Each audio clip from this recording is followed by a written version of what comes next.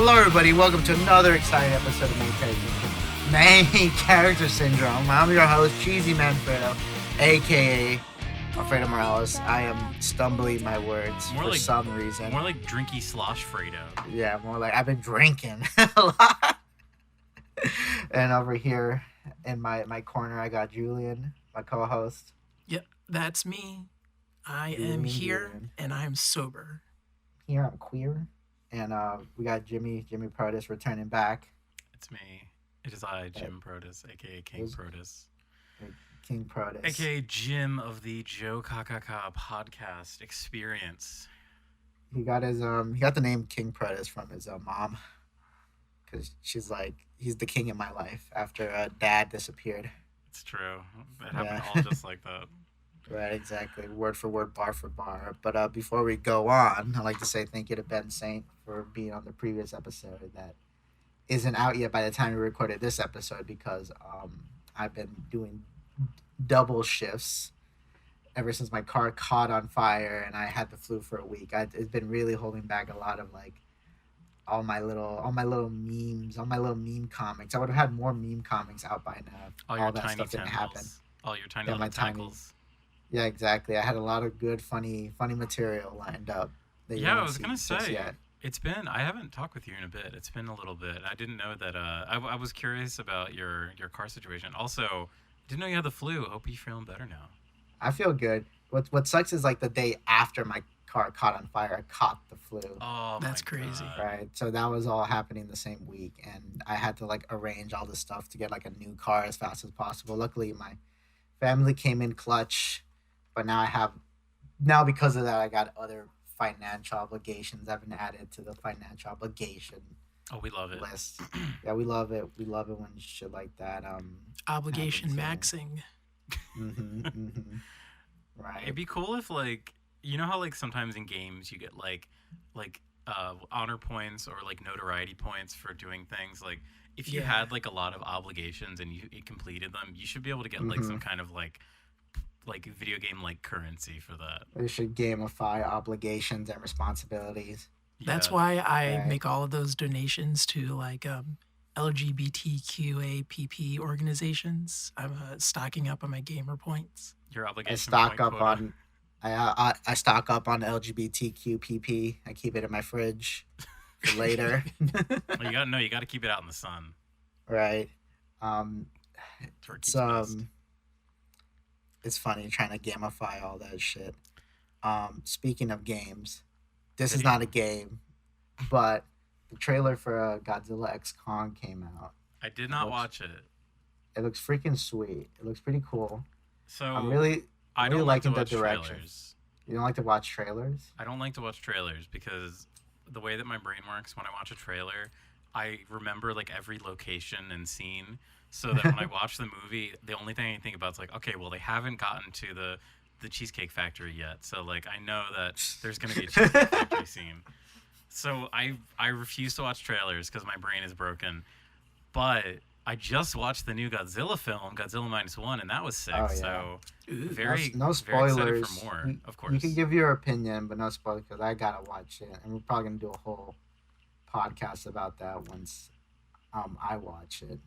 I would say maybe other party members, but who knows? Other party members, yeah. We'll get the band back together. True.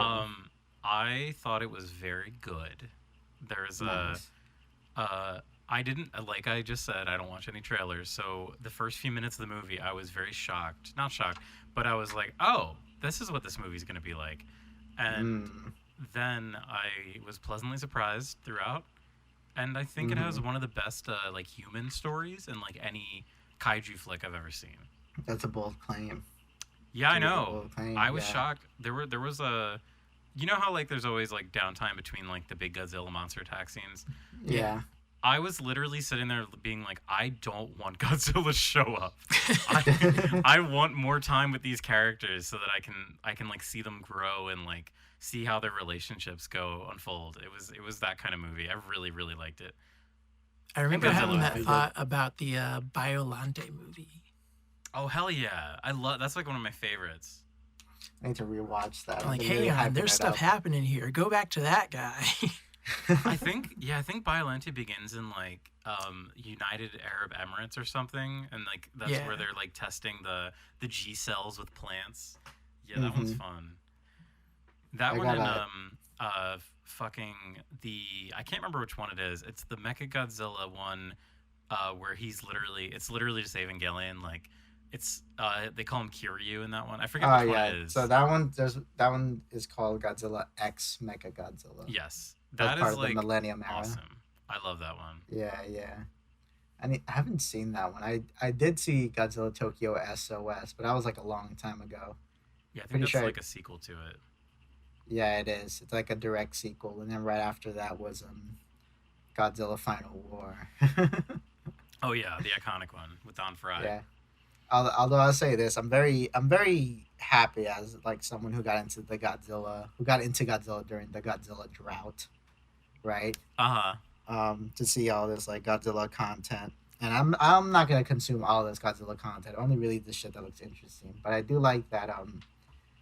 I haven't seen Godzilla minus one, but I do get the feeling it's a lot more serious than Godzilla X Kong from what I've seen.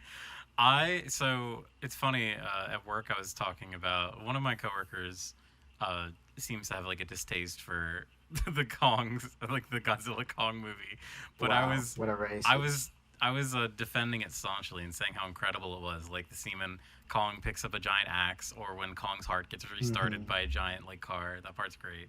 Yeah, yeah, and So your I'm coworker's like, that's excited. stupid, that's dumb. Yeah, I'm excited too because I really like the fucking battle shonen direction they're taking these movies, and it was like a slow process because the first one was like super serious until like Really kind of close bad. to the end. Yeah, the first one wasn't good, and it was slowly happening. We in Godzilla King of the Monsters, they were still not like fully embracing the shonenness, and then Kong X versus Godzilla came out, and I feel like yeah, this is like the start of the shonen era for this franchise. Because this trailer looks really good. Godzilla has like a new super form. Looks like What?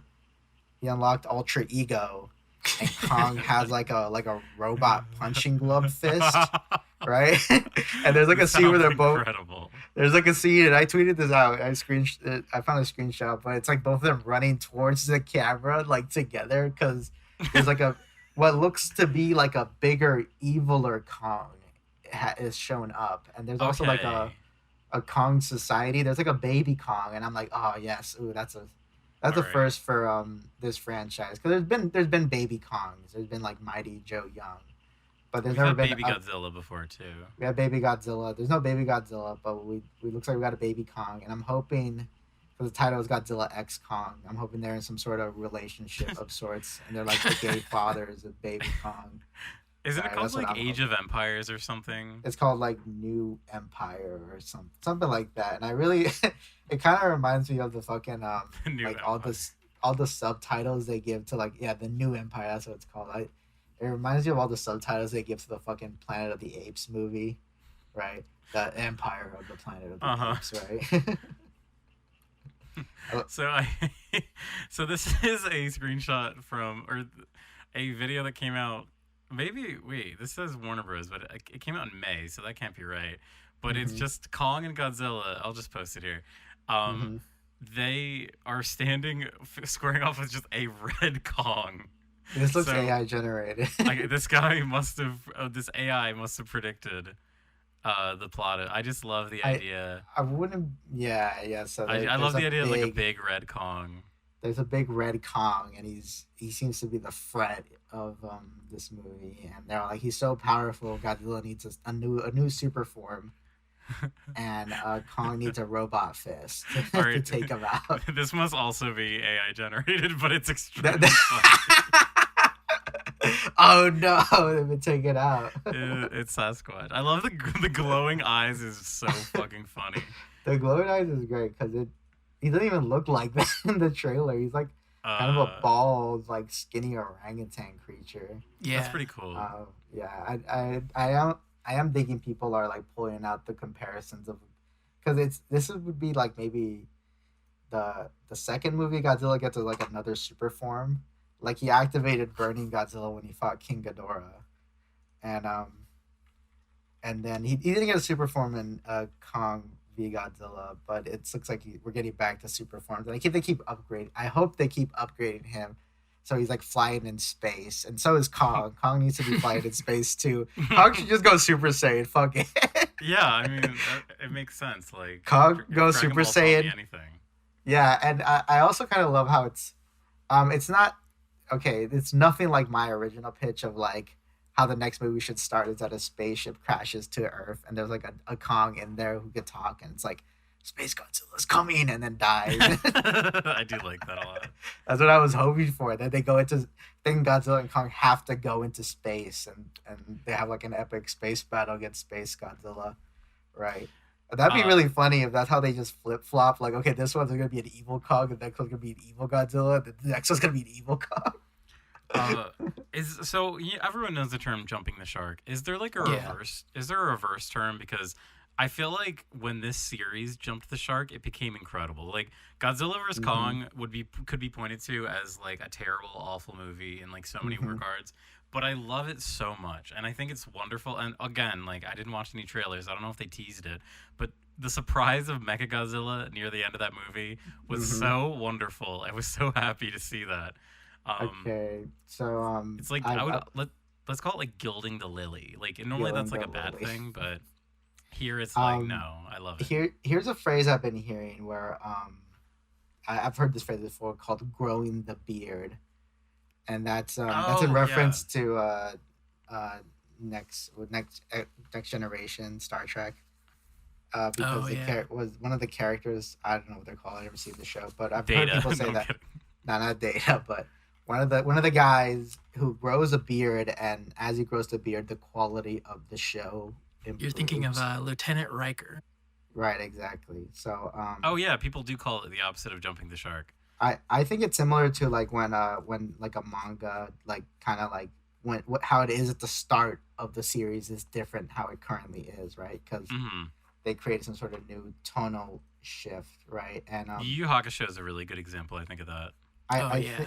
I think what's great too is that like this was kind of always there, which is why like that first like Gareth Edward Godzilla is so like weird and like kind of a little off-putting because it's like this is a serious kind of like drama commentary conspiracy, but then it ends with a giant monster fight and like It's the best part. unironically the news is like Godzilla hero or menace, right? Like that I fucking forgot about that yeah, they say that at the end and I'm like, well, it's like I can see the studio mandating that like, oh, make Godzilla a superhero because like that's what previous Godzillas would do and that's what hot, right? And I do love that they got in full blown like the superhero angle and it seeing this new trailer, it makes me so happy because it's kind of giving me back that feeling of when I was younger and it's like finally we get to see Iron Man, Captain America, all of them interact, you Uh-huh. know, right? But now there's like now like there's not too much baggage with like okay, I think the great thing is Godzilla and Kong will never quip, you know, so they can't You say Oh, that yeah. now. You say that now. But there was a Godzilla movie where Anguirus and Godzilla talk to each other. Anguirus, we Anguirus. gotta go. Why say? It did happen. Yeah, I fucking love that movie, Jim. And that movie's great. It's a fucking 10 out of 10. Godzilla versus Gigan is my fucking jam, dude. And if these movies get closer to that, so be it. But I can't see like Kong being like, that just happened. I can picture it though. That makes it like possible. Like there's little moments like okay, like I think the closest they got was in Kong versus Godzilla where like I think he like fucking froze Kong and then Godzilla like like he smirks. It's Yeah. right? Or like when I don't know, it's because they can't.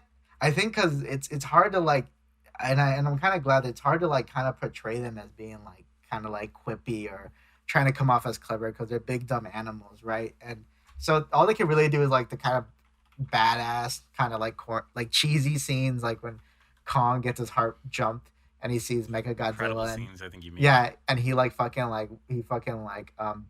his arm is dislocated, but he pops it back into place using the building. That goes hard. Incredible. Kong having an axe in this one. I bet that this new movie is gonna start with like when the new like threat pops up, Kong tries to use the axe, but it doesn't work. Like maybe this Kong is better at hand to hand combat. Oh, that Mechagodzilla would was be not ready interesting. for the axe, right? It'll be like that But scene in whatever Captain America movie it was where Bucky catches the shield. yes, oh yeah, It'll it's gonna be literally be like like that. that. Yeah, this new Kong is gonna be like a bastard at like using Kong weapons, and then Kong is like, "Oh no, I'm sloppy," and then Kong has to upgrade to the robot fist, right, to take him out. And It really Godzilla, does. It really does excite me because, like, obviously, comic book movies they have like hmm decades of stories that they take from, and if you're like right, a reader, you can point to be like, oh, well, I see what they're doing here. This hmm is unventured territory. true, Kong being like a weapon, like a what would you call it? Like a Neolithic sort of like yeah, man, yeah, like he almost like has tools, right? Yeah, yeah. That is like such a wonderful like fertile ground for it stories. and Yeah. I there's so much like kind of like, and that's kind of like the thing that like a lot of those older movies left like undone, because like, oh, we see Kong pick up a tree in the original and shove it down Godzilla's throat, and that's cool, but like the next step is like, oh, what if he just had a weapon, Mm. and I like that, because I wouldn't mind if they like brought back previous monsters. Like I wouldn't complain if we get Biollante or we get Gigan or something, but You I kind of love have like to. Ronan being in whatever the last one was kind of surprising. That was kind of a deep mhm, cut, I think. Rodan. Oh, Rodan. I said Ronan. Rodan was in King of the Monsters. He wasn't in Kong v Godzilla though. No, sorry. I was thinking of King of the Monsters. Yeah, yeah. It's funny because ever since King of the Monsters, we haven't had like any other monster come back. I was totally expecting for like Mothra to eventually come back because that's like the gimmick. There's always another set of Mothra larva, right? Mothra will Um, definitely. If there's gonna be like a monster returning, I feel like Mothra is a safe bet. Mothra. She's my favorite. I've always loved Mothra. I would love King Ghidorah to come, or a bigger King Ghidorah shows up, I can't. Did right? they do Mecha King Ghidorah in the movie? Okay, so I it's kind of forget. like Mechagodzilla was kind of like a fusion of that because they used the King Ghidorah skull as kind Okay. of like a psychic link to the to Mechagodzilla, and they don't say it. There's like a lot of either A, Mechagodzilla just like went on the fritz and was like destroyed everything, or B, the like fucking mental psychic mind of King Ghidorah like was in the Mechagodzilla and was attacking Godzilla again, right? As like revenge and whatnot. But they never explicitly say what it is, what that like was exactly, because you don't really need too much of an explanation. All you gotta know is like, oh, the Mecha Godzilla is going on the fritz, because we've seen that before. That's kind of what happened to Kuryu in Yeah. Godzilla X Mecha Godzilla, right? Which I love that because they like use Godzilla's bones to like build that suit. I, That's I love awesome. how they like for mechs they do like a weird thing. Like it's not enough to just build a robot. We have to put a thing in there. you know? Hmm. Yeah, yeah, yeah, yeah. Feels like That's an definitely. engineering cop out. Like, oh, I couldn't figure out how to fabricate this particular part of the anatomy, so let's just Mm-hmm. use it. Mm-hmm. Mm-hmm. It is such a fun idea, and that I really do. I need to revisit that movie, but I really do love that movie. It's got like, I don't know exactly the year it came out, but it very much feels like it was inspired by Evangelion. Just the fact Mm-hmm. that like there is like kind of a sync aspect to like you have to like sync to the if I recall correctly, and then there's like the rampaging mech, and it's got that kind of like melodramatic tone that you see in a lot of mecha anime. Mm-hmm. It's really fun. Pretty awesome. I love this era. I can't wait for the third. I hope this is a Godzilla X Kong trilogy, and it just gets more epic and epic, which I each hope they installment. do something crazy and like bring back the Godzilla from the 1999 movie. They should do time travel. They could do Zilla. go into space. They could do multi. I'm surprised they haven't do multiverses. I wouldn't. I was. My my friend and I were talking about that after we left the theater for the new Godzilla, like talking about the idea of like Zilla showing up. Because if you recall correctly, Mm-hmm. Zilla is in Final Wars. They used the 1999 American Godzilla in Zilla Final is in Wars. Final Wars, and then Godzilla, Ghidorah, Mothra, all giant monsters out attack. They do Hmm. reference Zilla in that because there's like a whole like I think there's like one of those rooms, those meeting rooms where they talk about, oh, wasn't Godzilla spotted in New York? and it's like, nah, that was another kaiju that the Americans attributed as Godzilla, but that's not The Godzilla. Americans. Right, Because it's exactly. hilarious in Final Wars. He literally jobs out and gets thrown into like the Sydney Opera House and Right. dies immediately. He, It's he like so funny. he just has like no powers.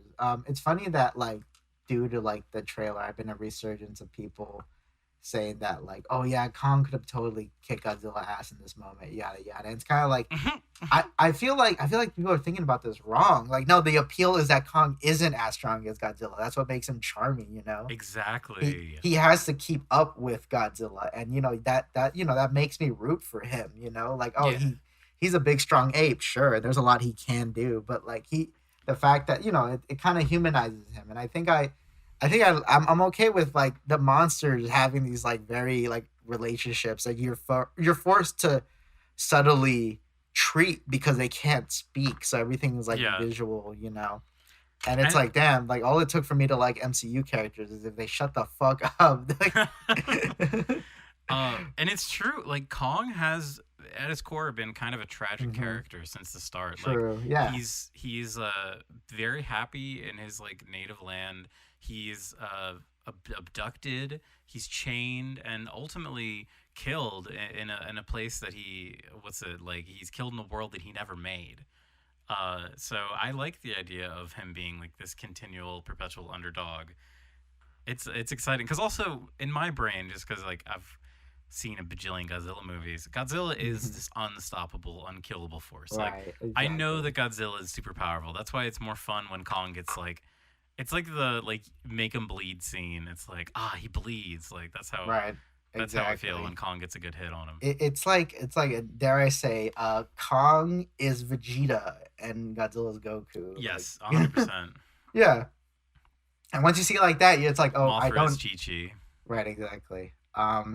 King Ghidorah was Frieza, and Mecha Godzilla was like Cell, and This this new. metaphor this is kind of working. Yeah. If they just keep going down this angle, I'll be totally cool with it, because like it's like perfect for that, and I'm glad that the Americans realize, oh, we don't have to aim for subtext. It's okay. It can be big and dumb. It doesn't matter. Yeah, Let the Japanese people do the subtext. Like I it's really cool. do respect, and it's almost kind of like with these well, I mean, Shin Godzilla is not that new anymore. It was like Right. came out almost a decade ago, but with these newer Godzilla movies from Japan, there is a lot more thought, and same with the new one. I won't say anything, but there's a Hmm. lot of thought about like the characters and the situations that they're put in, and from like a more systematic, like the kind of Hmm. society, like to use a fucking meme term, like Right. how society is reacting to these developments. Hmm.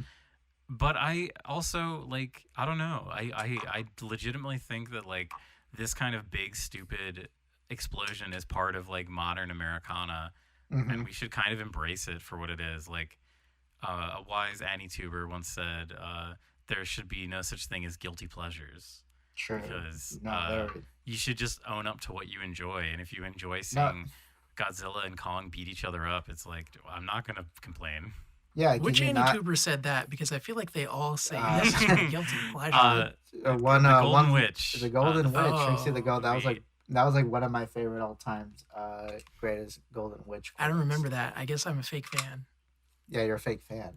Motherfucker. No, but Yeah, that was something that she talked about a lot actually, which I think about that all the time. Like because I mean, especially with anime, there's so much trashy Mhm. stuff, and the Yeah. term trash, like you have like Mother's Basement esque figures that are always like gigax, if you will, who are like kind of trying to get ahead of being like oh I know it's trash, but I still Mhm. enjoy but like. I don't know. They're. It's like they don't want to own up to the fact that they actually enjoy it. They want to. I It's like that. It's like when someone is really self-deprecating and you feel Yeah, uncomfortable. It's like a little true. uncomfortable.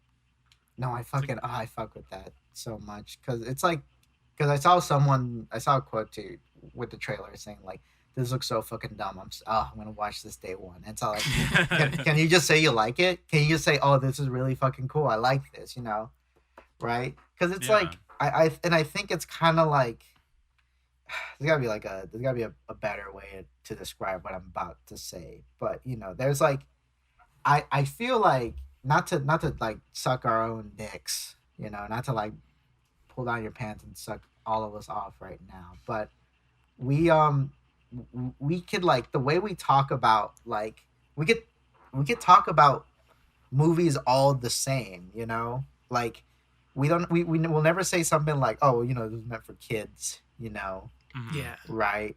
Well, I don't think I've ever heard any of you guys say something like that. You know, we don't like dumb down our takes just because oh, special circumstances. I could talk about all this stuff like the same, you know. And when I like something, I just like something, you know. Yeah. I don't need Get to me in a I'm room not with trying to a bottle of impress alcohol, anybody.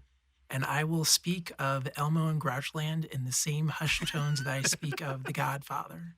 That's what I was like thinking about while watching That's awesome. at my fucking job. We are like replaying on the TV like just the same Christmas movies, and I've seen Home Alone so much now. But we watched the Santa Claus, and it's like this is like off topic, but I was like, damn, this is so like absent stepdad propaganda. Oh my god, the first like scene, well, it's not the first scene, but the scene where he like messes the turkey up and like he goes to IHOP or whatever, Yeah, and they it's go a to bunch of Denny's, yeah. other dads, and like I remember being like a kid and my mom like loving that joke, and then watching it recently, my mom's still laughing, and I'm like, that's like that's such a shitty like stereotype joke. Like I hate that kind of stuff. But I'll say this is what I guess. Okay, what I mean is that okay, so at the start of the movie, he's like, "Oh, my job makes me so busy, son. I'm sorry. Oh man, I can't be there for you because of my job." And Oh. then at the end of the movie, "Oh, my job still makes me super busy and I can't be there, but I'm Santa Claus, and you gotta have faith in Santa Claus. Come on, I'm Santa Claus, right?" And it's kind of like and it's like this is the perfect material to be like, yeah, my stepdad isn't there for me, but you know he cares and I just need to have faith in him, even though like he doesn't really like like he could easily just like, you know, get days off or like to be there for me or whatnot, you know. Yeah, doesn't But you know, Santa famously work one day of the year? yeah, exactly, right. um Also, doesn't the second movie kind of play with the fact that his that son like hates him? that's It's like kind of that's funny. like the B plot in the second movie. The main plot is that I need a wife or I I'll need to I lose. need to get I need to fucking laid. I need to fuck, right. There should have been a scene at the end where, like, after he and Mrs. Claus get together, all of the elves. It's kind of like a prima nocta thing where, like, all Hmm. the elves have to, like, watch them consummate the marriage. It's not prima nocta at all, but you know what I mean. That'd be funny. Right. All like the um children elves. it's what's funny about rewatching that movie is how nonchalant the elves are when like they found out that the previous guy they work for is dead, and they're like, whatever. It's like the system is worked. The system will keep running even if Santa is dead. Yeah. And I was thinking like, you know, I was talking to my partner about this, and they brought up like, what if like Santa dies and there's no one there to grab the coat, and I thought like, okay, because this movie does this subtle thing, and I don't know if this was on either like A, they were reusing actors because it's cheaper, or B, they were trying to imply something with this. But basically, after the second half of the movie, where like Tim Allen is like struggling, like being Santa, because he has like 1 year to get all his like business in order, right? In the background, you see a lot of like the child actors that they use as elves when they first got to the North Pole. And I think the Easter egg is that this is implied to be the actual elves, like keeping an eye on Tim Allen Santa Claus, right? So what I like to think is that there are a lot of elves out there. Like maybe they have some sort of like light that lights up when it tells you a Santa is dead, and then if it stays They're too, like Yoda. They can feel it. yeah, yeah, when Santa's and when the light is just on for just too long, they're like, okay, well, we got to go grab the suit, and then we got to go for a Rolodex of like people that could be the next Santa, right? Because what I think happened is that Santa gets killed a lot. I think Santa just dies a lot, which makes sense because like he's breaking into houses, right? So it Yeah. makes sense. There's like they're ready to replace him because this is like a very life threatening job, you know? Yeah. Also, in a post Cold War era, NORAD is probably like always nuking Santa Clauses. Exactly. They got his shit on lock. Cheesy, I love you, but I do have to say, I this year I think I've really felt it. I'm fucking sick and tired of people like overanalyzing the Santa Claus. Like there are a few Cheesy, things. cheesy, please. You're not cheesy. You're dumb. You're stupid. You're a big baby. No, Go it's just on. I'm just sick of like that our culture. I feel like our culture has kind of frozen in a few different ways. Mm. Every fucking year, the Santa Claus movie starts airing, and people are like, whoa, it's kind of fucked up that the Santa Claus dies. Like, first off, if you actually fucking watch the movie, it never is explicit that he dies. My interpretation is that he just like takes the advantage of like, oh, I'm gonna run away. No, he But disappears like Yoda though. He like evaporates. no, we don't see that, do we? No, yeah, we I don't do. know, okay. He literally like, I'm gonna fight the gift. I'm from falling them into your dying. trap. I'm contributing to the discourse. Got Here's my him. point. Got him. Every Okay, go fucking on. year, I have to hear the same fucking conversations about the Santa Claus, how it's actually, oh my god, it's so crazy that the elves, like, they don't even care that Santa's different. And then everyone's always like, oh my god, Baby It's Cold Outside is such an offensive song. It's like, yes, I know. We had this conversation like 5 times in the past 5 years. Can we just like not? Okay, if it's a bad song, like stop playing it. Like, all right, Santa Claus, like, can we move on? Like, Okay. Die Hard. Oh, Die Hard's a Christmas movie. I'm so sick of these stupid conversations that I have to like live through again every year. It's like fucking Groundhog's Day, except it's just like Christmas talking Okay. points. Okay. Yeah. To play Santa's advocate. All right. But But Jim, we only have this month to talk about these things. So everyone wait. Surely we can find more fucking movies to overanalyze and critique, and more songs. You want more Christmas movies? Like, Yeah, like, we need more. We need new Christmas Discord, is what you're saying, right? Like, exactly. Yeah, we need a new Christmas discourse. Let's talk about fucking, I don't know, The Ref, or what's another like Christmas movie that people don't ever fucking talk about. people were really into Krampus like a couple years back when the movie came out. And people still talk about Krampus. We need to. I do. Yeah. I do like Krampus. Like, I saw that. It's kind of funny. I saw that. I was in college at the time, and I was the vice president of my college campus's German club, and I saw that with my German club. We went to see the Krampus movie. Yeah. What did they think? We liked it. Everyone liked it, actually. That's good. It is a good movie. It is pretty cool. It is a pretty cool movie. I have like a few issues with it, but like, who fucking gives a shit? But I do like the idea, and I think it is kind of an interesting topic in itself. Like, how do we like penetrate like the barrier of creating new Christmas media? Yeah. Because it's difficult. Like, you have A Christmas with the Cranks. Like, you have these things that are like trying to like insert themselves into the canon. Oh, you like that movie? Yeah. I was gonna use that as an example of a failed, like, something that tried to worm its way in. I'd say this. I think the majority of Christmas movie like suck nuts. But since they're a Christmas movie, they're thrown into the cycle of like the fucking Christmas movie playlist, right?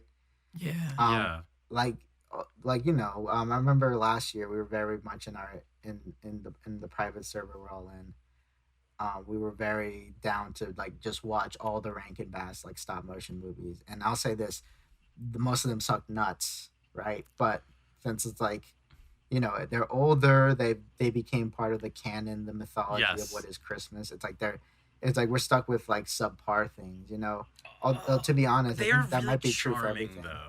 They're charming. They have their charm, and luckily we have modern day Leonardo da Vinci is like worthy kid, extracting the charm and figuring out, okay, I've figured out the mathematical solution for the charm, and I put it in Blender, and now I'm gonna use that to like make an animated clown show. But oh wait, he also did that really Japanese thing. But yeah. But that was one of the coolest things on YouTube when that dropped. But okay, like, one thing that is sad to me as well is when there's something that should be a holiday tradition but is not. Like Olive the Other Reindeer. I fucking love Olive the Other Reindeer. That is like my new yearly Christmas tradition. Like, I always try and watch that at this time of year. Yeah, Olive doesn't get too much playback, but I do hear people talk about that. I hear people talk about Arthur Christmas. I like Arthur Christmas. That was one that I caught on TV kind of recently in like the past few years, and I was like, this is not terrible. Like, this kind of fits. Although the thing that kind of like, I wish Arthur Christmas was a little bit more visually interesting, because I like the story, but I wish it had like, I don't know. I feel like they could have been a little more, not wacky, but I don't know. It's like they're all white people. Like, I don't know what to say. Like, when that movie came out, my running joke was, "Oh, false advertising. There wasn't a single aardvark or bunny rabbit in this movie." You're so fucking clever, Julian. Oh, okay, I just got that. Yeah. Really, you clever I was little never an boy. Arthur kid. I never watched Arthur when I was a Because kid. you're a fucking rich white kid. Fuck this guy, dude. This guy's evil. He's the I had problem. a, He's a I nepo had baby.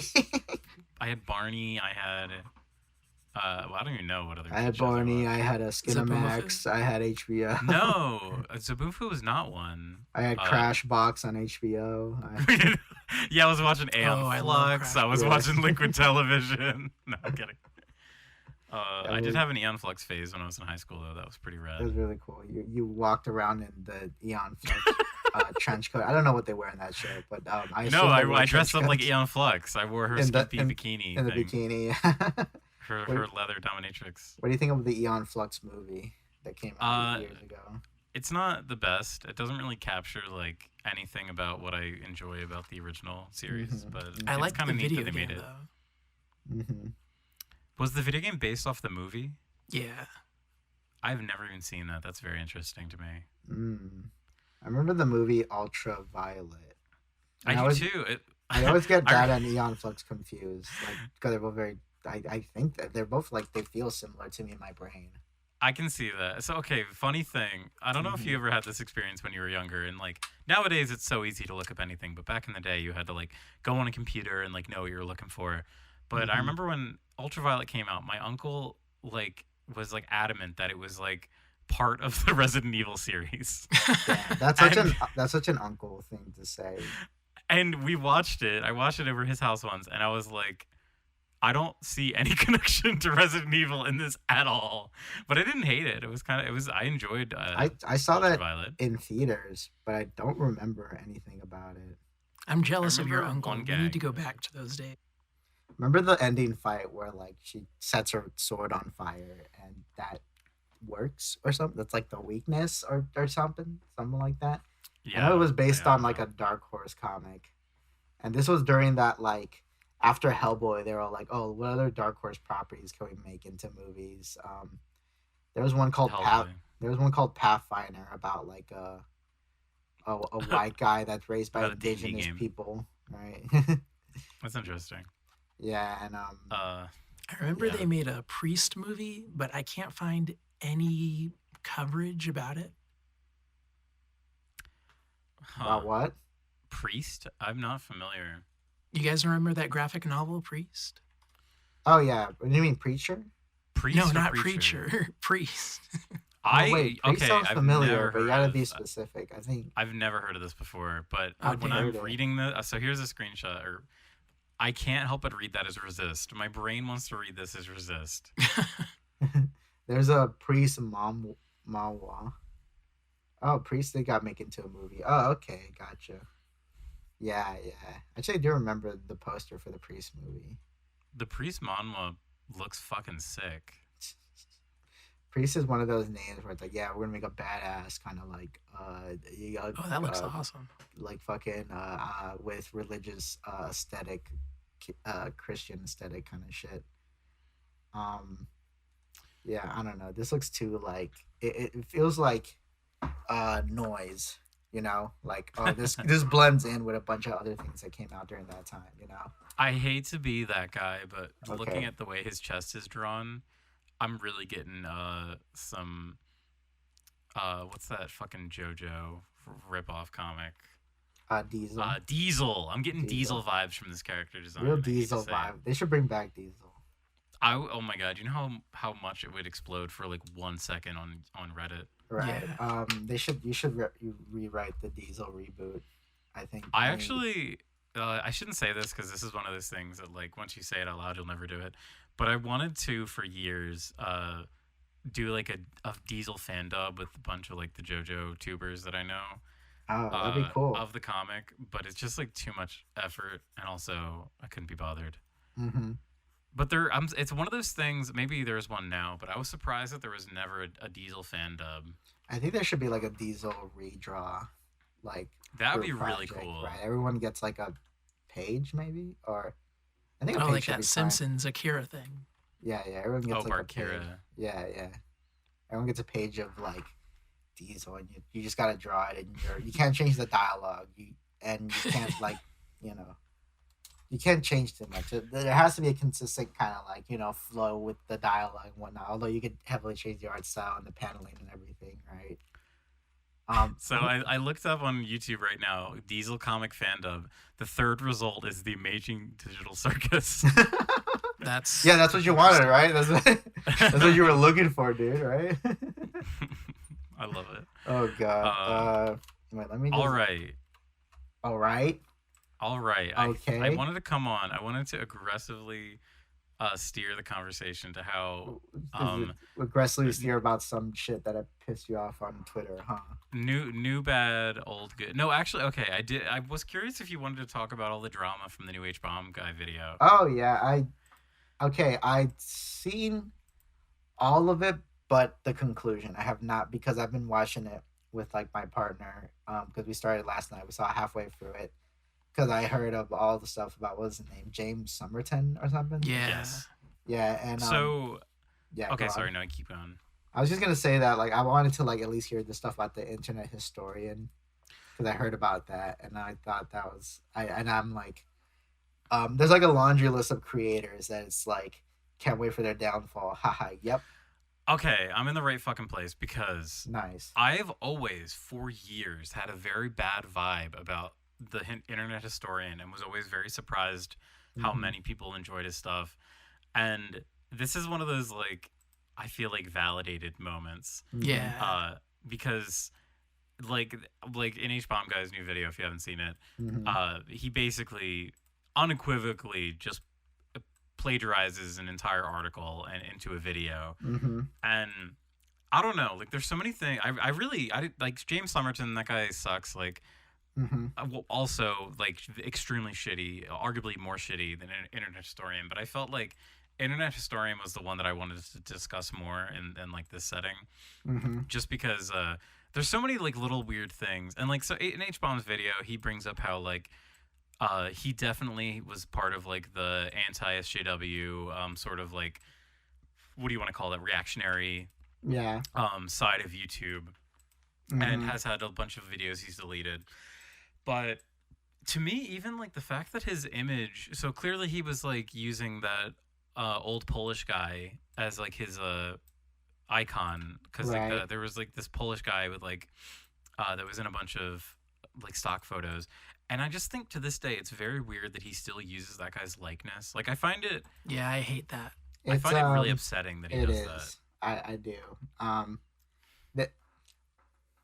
Yeah, it's weird because it's like, I guess, like I don't know if anyone's ever approached that Polish guy about it and asked what they think about him doing that, but Probably not internet historians specifically, but there are like a lot of articles where the guy is like, "Oh, I guess it's cool."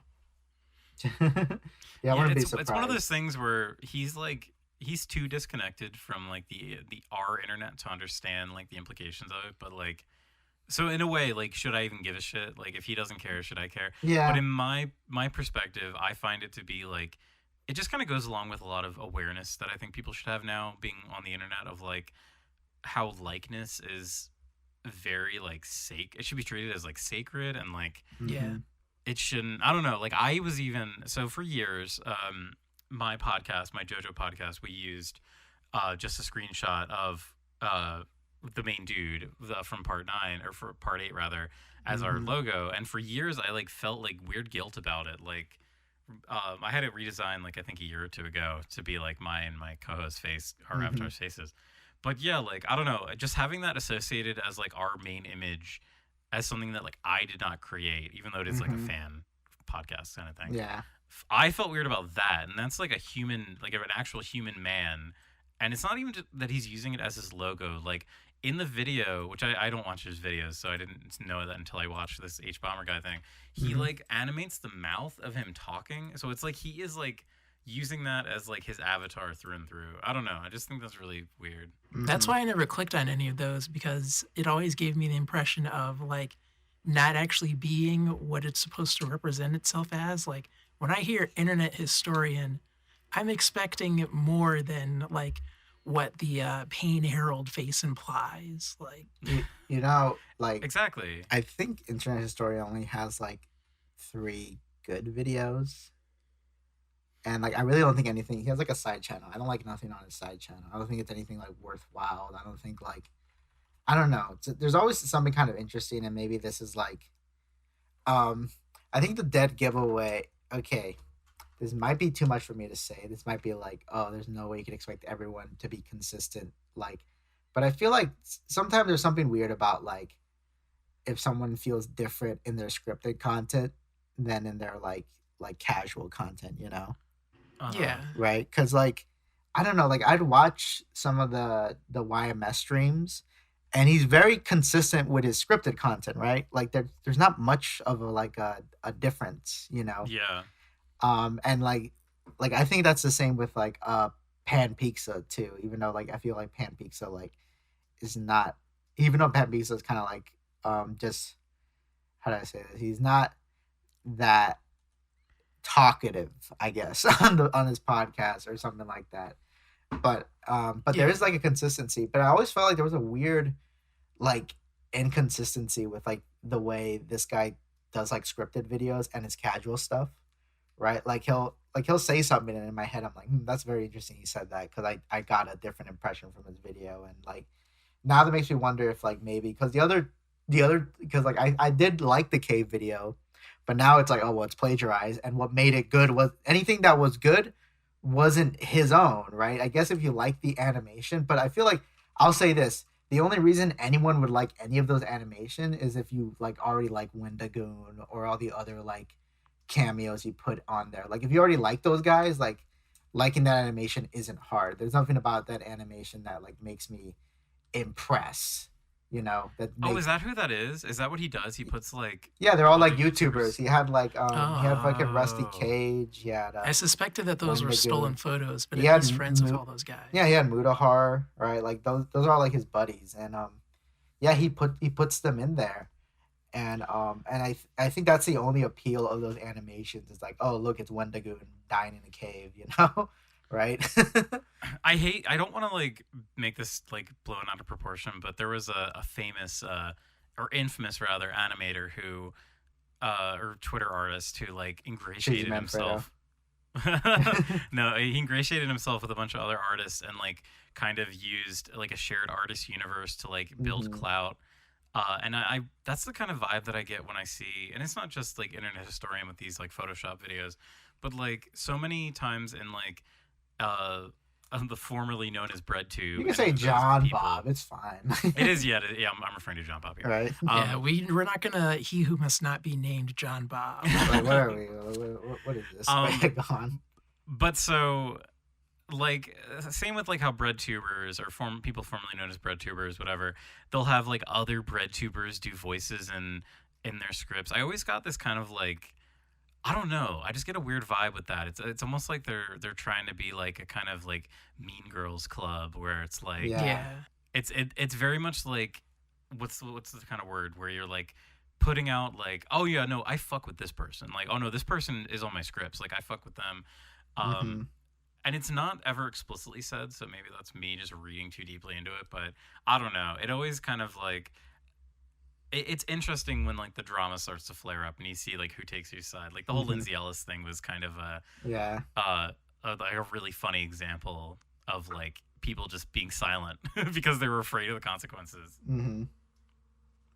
What are they gonna fucking say? The kids call it the Cringe. Nebula Cartel. The Nebula, The Nebula Cartel. Yeah, the Nebula Cartel strikes I love again. the Nebula Cartel. It's funny, like they were trying to take down Quentin Reviews and destroy him, but they had nothing on him, or maybe one of them Quentin is is too strong. Quentin is literally too fucking powerful. It's hilarious.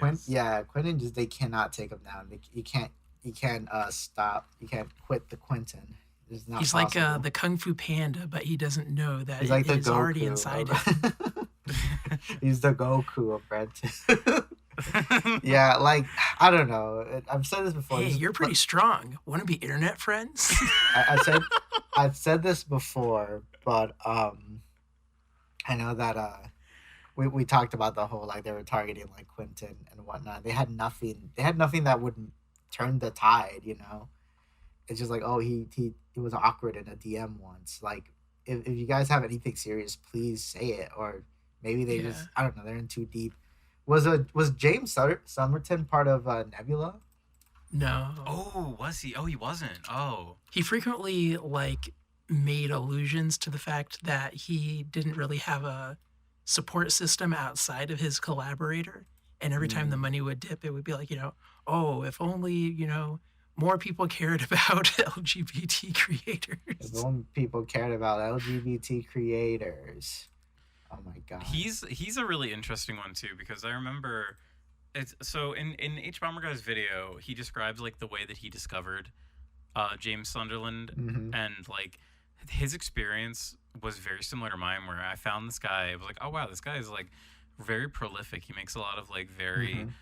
interesting because I think I found his Attack on Titan video, which is like a whole fucking can of worms. I don't think we can get into right now, Mm-hmm. but I found his Attack on Titan video and I was like, yeah, these points are like pretty safe. Like I feel like it's really valid to make these points. And then of course this I stuck around and I would watch some of his videos, but I always had this really uncanny feeling with his videos where like I don't know, someone like an H Bomber Guy, maybe because the video uploads are infrequent, like Yeah. I'm enthralled the entire time. Like Right. the way that he's able to write his script, I find it to be so interesting. It's not just an essay. Where, and in hindsight, it makes sense. James Sunderland was literally just reading other people's essays and Mhm. articles. So there's like, while you can point to it and be like, yes, this is like I guess you could say the message is good. Like the content is like it's edited and like it is sensical. There's no interest that I would have, and I just ended up unsubbing to him like months ago because I just found it stuff to be Same, so yeah. boring. I was while I was watching, I was referring to like I was saying like, oh, James doesn't have any sauce. Like, there's no sauce to this, you know. Yeah, that's like the perfect way of describing it. And that's kind of like the dead giveaway that it's like plagiarized, right? I think I I mentioned think it some before. people can like have the what's the term? The stuff without having the sauce. Mhm. Like there's that guy Renegade Cut. Oh, Very yeah. That's a- sauceless videos, but like he Yes. at least like represents himself in a legitimate way.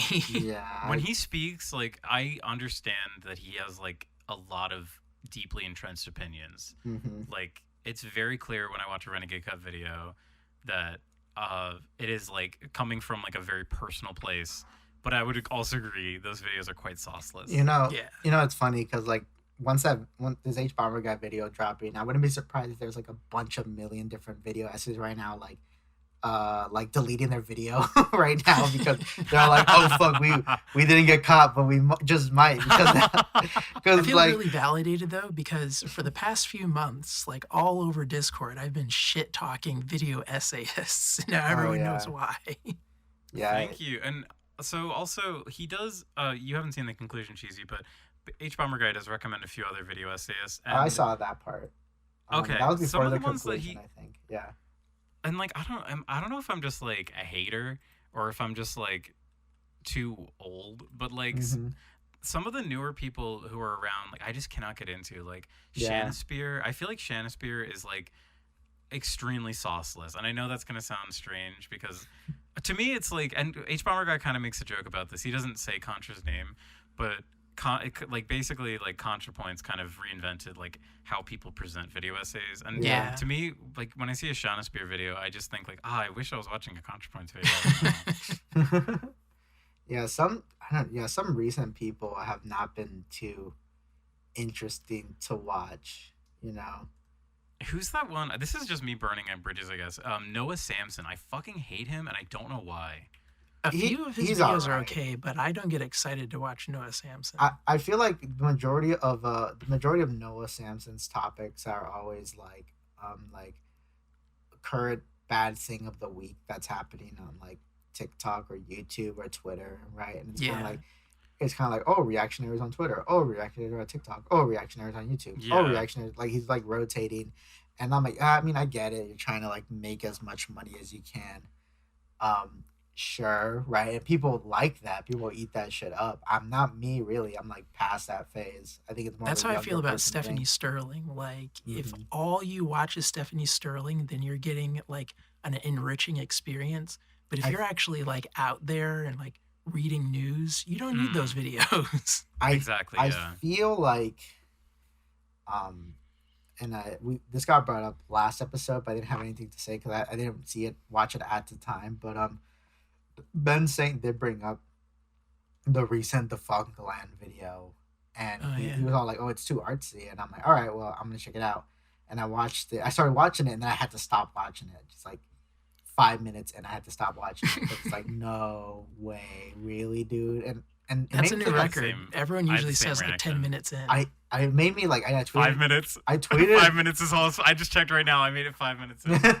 I tweeted about it saying like I maybe video essays are earning too much money, or because like it's like what the fuck are you doing, like, because I was waiting. Okay, so when is the narration gonna kick in? You know, like this is all like, you know, the preamble, right? But I'm like, oh wait, he's not gonna narrate. He's just gonna show us images and like interviews and whatnot. And I get that he's like experimenting, but like I don't know. Isn't the main appeal that like say what you want, but isn't it that like we don't? A lot of people don't even watch the video. Really, they listen to Yes. it, right? I do hear that Yes. often. Yeah. Yeah, and I think like, and maybe creators get offended, right? Like I want you to like see and like, you know, but it's like I don't know, like When and all of and, this stuff and that's started kind of like like trending, I always yeah, heard that like a good example of like the proper video essay, quote unquote, is The Pervert's Guide to Cinema.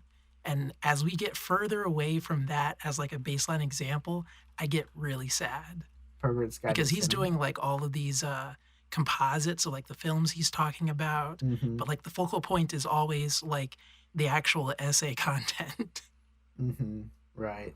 I think that um I get the appeal of someone like just wanting to listen to someone repeat a Wikipedia article or Wikipedia page, right? Hmm. But I personally don't like watch that.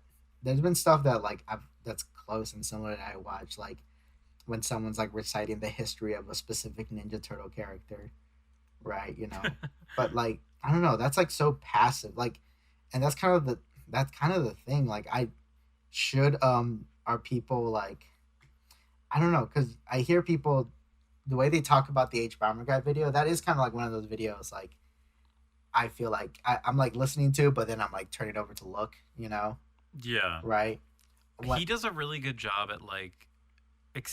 You can tell like when his voice gets a little more like excited that there's something to like look at the screen for. Mm-hmm. It's hard to explain. I know something that I wish I did more honestly in my own like podcast, because I don't really edit my podcast like audio visually much. Mm-hmm. But in one of the fucking like PCP lectures, Tom Oliver, I think in his Animorphs lecture, did like a little thing where he would put like a sound effect anytime he'd put like a picture on the screen that was a relevant thing. Right. And it was like brilliant. It's like the most basic idea, but it's brilliant because like those videos, I'm washing dishes, I'm doing laundry, like when I'm watching it, and like knowing when to look over, just getting a cue is very valuable. Right, exactly. Like, and that they do that too, like on like, you know, podcasts where they have a camera. Like they'll be like, oh wait, zoom in on this, or oh, check this out, you know. Yeah. For this, Jamie, pull that up. Jimmy, pull it up. You know, and for like my podcast, you know, like people, I try to like, I'm not too consistent with this, but I try to like when I show someone something in this like call, I put it in the video so people could see what we're talking about, you know. Yeah. And should I have timestamps? Yeah, maybe I should have timestamps, but later. I don't know if I'm That's popular. what AI is for. AI. Am I That's what popular? the AI is for. I'm not popular enough to take time on timestamps. When I After get the more popular, 200th episode, someone will do the timestamps for you. They'll put them in the comments. that's kind of what I want. I just want someone to do it, right? But what was I saying? I forgot. You my just want unpaid labor. true. I love unpaid labor. The backbone of the internet is unpaid labor. They get my content. That's how I pay them. You know, they don't have to Yeah. do that. It's kind of like a What- barter system. Whatever. I'll do that eventually. When I start making actual money off of this, I'll start doing it. Until then, this is just like Yeah. a hobby in the transitional state of making me money. Like everything I do in my life, you know. Yeah. Truly. And I'll stop beating this dead horse when it stops spitting out money. True, exactly. What was I gonna say? Watching we're talking about H Bomber guy and plagiarism. Yeah, it's funny, it's great. Yeah. I liked it so far. I'm gonna try to watch the conclusion later. But it's been a really cool ride. I can't wait for the next H Bomber guy video. I really This is one of those moments, like, Mhm. this is kind of like a YouTube defining moment, in my opinion, where, Mm, like, as you said, like, there's probably, like, dozens of video essayists who are, like, deleting their scripts right yeah, now. true. Like, it's not even that, like, H Bomber Guy is now, like, this active detective that's on the scene. It's Mhm. more that he is given the tools, which is literally just typing in, like, a script in Google. Mhm. He's given those tools to, like, everybody and, like, has made them aware that this is, like, a prevalent thing on YouTube. And I Yeah, feel like we are going to be seeing, like, so many more people being called out for plagiarism now. right. Uh, It would and suck he if even makes a like point. it would suck if anyone he recommended turned out to be a plagiarist too. Oh, that would be Yeah. interesting. Right. I mean, that's kind of Is that why he unfortunately, that's just kinda how it deliberately like goes. defers to cat? Like, oh, these are cat suggestions, not I, mine. I wonder if That's actually really funny. I wonder if maybe hopefully he was smart enough to double check these people before like suggesting them because that would be a very funny thing to happen. I'm already seeing like internet historian fans going into cope mode because they're all Yeah. like, Have you oh guys now seen people like gassing up Luke Steffens? Luke Steffens. Like, oh, he's better No. now. I can't believe Bomber Guy shouted him out like that. Like, he's no longer lame. And I'm looking at the guy's channel, like, no, he's still lame. He just doesn't plagiarize anymore, probably. Not gonna lie though, while watching the plagiarism video, it reminded me of like in my how to like get an Adult Swim show video. There was like I found an article that had a good description for a log line, and I just took that and I reworded like the second half of the description to work with my video. But I'm like, damn, should I have fucking credited that one piece of line I took from the article? Maybe. Am I gonna get canceled? Probably. Probably not. Probably not. I think. Look, I think it's all right. So I think you should credit if you. I think if you take a major chunk of something, you should credit it because sometimes like we're all human. Like you could have read an article years ago and then you like think of it later when you're writing down Yeah. and you're not exactly sure where you got it from, but Yeah. you're just convinced that you just got it yourself, or you're all like, oh, is anyone gonna really fucking check? And that's and I sure H Bomber guy like laid it out very simple, like this is how you check, right? But the thing is like I think you also need the ear to like realize like that sounds very like not like them or Yeah. because I it's need like There were a an few lines he- expert. I will pay money for an expert to do an audit on Saberspark videos for me. I feel like there's something going on with that guy. We gotta bring it down a notch. Saber Spark starts, his eyes start darting around the room. when Someone H Bomber check Guy Pan shows up. Pizza. Let's see. Let's see if the good boy of YouTube is up to standards. Yeah, it's just kind of one of those funny things. Like, I think Lady Emily actually tweeted that they, her and Sarah had removed sections of one of their videos. I think they took down one of their old videos and removed sections because they Mhm. actually referred to James Sunderland in that, or they had a collab with him or something. Oh no. And it's just kind of funny. Like, a bunch of YouTubers came out. It's like the past like 24 hours. And like I saw Todd of the Shadows. It's just weird. It's like every part of YouTube seems to be affected by this. Todd of the Shadows is even saying like, yeah, like this. I've known about this for a while. And like Lady Emily and Sarah Zay. Total Dan was like, I never liked this guy in the first place. Yeah, he's also one of the guys that jumped down Quentin's throat for no reason. So Yeah. he's got a little. I have a little grain of salt against him, but he does make really good videos. Yeah. I like the one But yeah. tweet that's like there's like a legion of doom of people that H Bomb guy called out trying to aim for his demise.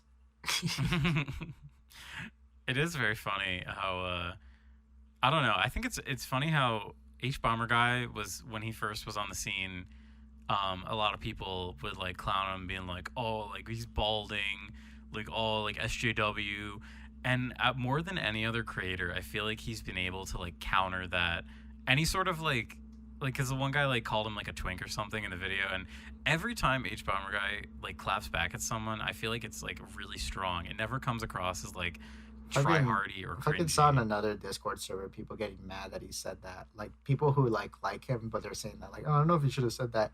And it's like, bro, oh my gosh, shut the fuck up. Like, do you not get that the context is that this other guy was questioning his masculinity, right? Yeah, And it's like sometimes you have to clap back. Like I don't know, like I don't like you it have when to they. fight fire with fire. I don't like it Sometimes. when they swear on hell of a boss. I just don't like when they do that. Oh, please stop doing that, please. Oh, ooh.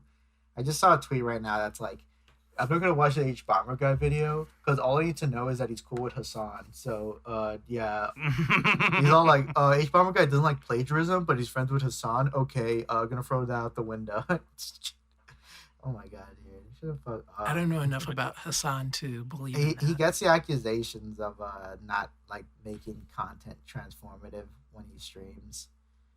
I believe that he's Yeah, a live I streamer. mean, okay. I feel like I know he and Ethan got in a fight about it because Ethan Klein from H3H3 they had like a Mhm. podcast where Ethan was saying how like the XQC shit is like it's not transformative Mhm. like at all, and Hassan was like. It's funny. Ethan like called him on it. Hassan was basically trying to argue about the whole thing, like of putting a video on and leaving. He's like, "Well, you want to put something on to entertain people while you're away." It's like you are the entertainment. That's Like you, dude. I think That's, Ethan even that's what says that. you're supposed to do, right? He's like, yeah, you're the entertainer. Like, you're not like babysitting. It's not like kindergarten. Right, exactly. And Hassan was like, fuck you, fuck Israel. And then Yeah, and then he H3 kind of had a meltdown. H3 was like, the fucking, I think I tweeted this out where it's like, he looks like he's going through Israel propaganda withdrawal. And all the recent streams, he looks like he's dying because it's like the fucking, the Israel propaganda inside of him is like killing him. Oh, it's like ripping out. Oh, right. Yeah, I don't know. I have no love for San. He I he don't- did go. Okay, now that we're just talking, this is just fucking I- YouTube I- drama talk. Mhm. He went on the Trash Taste podcast and was defending One Piece as political, which is good. But then this motherfucker said Fishman Island was bad, and so like Oh, you're a Fishman Island defender, as I recall. yeah, I'm a Fishman Island defender. Me and my partner are they're watching. We're watching One Piece, right? And we're on like Skypea, and on the rewatch, Hell like yeah. I've already had my issues with Skypea. I like it's Skypea fine, but like on the rewatch, I'm like, well, this is way more sloppier than I remember. Because there's something to be said about how I'm gonna say this quick. I'm not gonna boil on the point. I I'm not fully on the whole like, oh yeah, One Piece is so like, how could any conservative like One Piece, or like One Piece is so left wing? I don't really believe that because there's like a lot in One Piece that isn't like kind of like left wing, you know. And I think a lot Yeah. of it is in like Skypea with I think there was a big mistake with like not having like the Straw Hats like become friends with like what is it, the Shandorians at the start of the Yeah. arc. That was like such a big miss because it's kind of like the story is obviously trying to make us like, you know, sympathize with them, but like every encounter we see with like they get into unnecessary fights with the Straw Hats, so it's like okay, and like I get that Oda's like okay, well I need more fights in this like arc because Yeah. I didn't put enough of like the enemy bad guys, right? And it's like this is so like kind of like sloppy and you know and I like to think that it was a big mistake for like Oda to do a large arc right after Alabasta because Alabasta was so like well done. Yeah. Everything was like so like he really thought this through. This was like peak, you know, and so it was a big mistake to just go right into Skypiea right after. It just felt very like obviously he just didn't. It felt to me he did not have he had the pieces, but he just didn't take the time to organize them properly, and that's kind of like why I'm glad there's the Davy back fight like right after that because that you know that is like people think it's like filler, but like no, I love the Davy back fight, but also I think It's really good. it's a good like kind of break to figure out like everything else because right after Davy back we do like you know Water 7, Enos Lobby, and that's all like really great. He really like you know bought himself enough time to figure out everything else, you know. Well, okay. First off, fuck you because Okay, Skype is wonderful. Okay, Herm, Um, Rub Chin. no, it's funny. You Go know, on. when I was reading Skypea, and like the Shandorans are kind of like the antagonists. Like, Hmm. I don't know. I mean, I haven't re-experienced. I just read it for the first time like 9 months ago, so it's been pretty Hmm. recent. But like, I don't know. To me, that wasn't like an issue. It just was like, it just felt like how the Straw Hats entered the fray. Like, it just kind of made sense that the Shandorans were just aggressive to everybody. So like, why wouldn't they just fight them? I And also, I kind of like the portrayal of the Shandorans as like multifaceted. Like, you've got the younger kids that are like idealistic and they don't see like a point to hmm the fighting, and then you've got the, I forget the main guy's name, uh, but he's like so deeply entrenched in that kind of like, uh, what's it called? Like, not conditioning, but like the thought of like no violent revolution, like no, we must kill all of the Skytopians or whatever. yeah, Skytopians, yeah. But yeah, like I don't know. I think it's kind of, it works because it gives him like an arc where he gets to kind of like reconnect with the past and like see the true value of everything. I, I like Skypiea a lot. I think like I know they do this with in Wano where they like they Spoilers. yeah, sure. But like, there's like enemy Wano civilians, but there's like people who are like disenfranchised, right?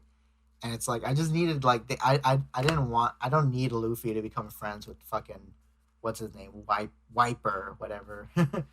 Oh yeah, it was Viper. Yeah, Yeah, I that's don't right. need him to become friends with him at the start, but I wouldn't mind if like they encountered the Shandorians, because like when they first get into Skypiea, they get attacked by a Shandorian, right? Yeah, And it very like colors it a particular way, and like I know that like it's all in the effort of making it like exciting and fun and all these fights and whatnot, right? But I don't know. In other arcs, it really does feel like Oda's thinking about this, but this he was like very sloppy, and I think also it comes with like because like the he doesn't want us to hate the Skypians either, you know, and it's kind of tough because it's yeah. like okay, we gotta paint them as colonizers, but you can't hate them too much, and like I get the idea of like being friends with them first, or like I don't know, there could have been ways, and that's what I'm kind of hoping they figure out with like the live action. I think the live action could really like like treat this a little bit better, and It is extremely complex. Like the whole, like we see a lot of like very good Skypeans, and that's kind of like how colonization is in the modern day. Like right. you can point to say that like America as a nation did horrible things for the land grab, but when Hmm. you point to like any random like Derek Johnson, like he could just be a nice guy. Like individual people can be nice, but yeah, it's the societal element of it that is like, yeah, the issue. And yeah, I guess you can say that's handled sloppily. There's this like weird thing about like okay, so the Shandorians. Okay, this is full on One Piece talk, so motherfuckers don't know. Skip to this time code, I guess. But basically, the whole thing with like okay, Shandorians land shot up straight into the sky, and the Skypians were like, land, don't mind if we do, right?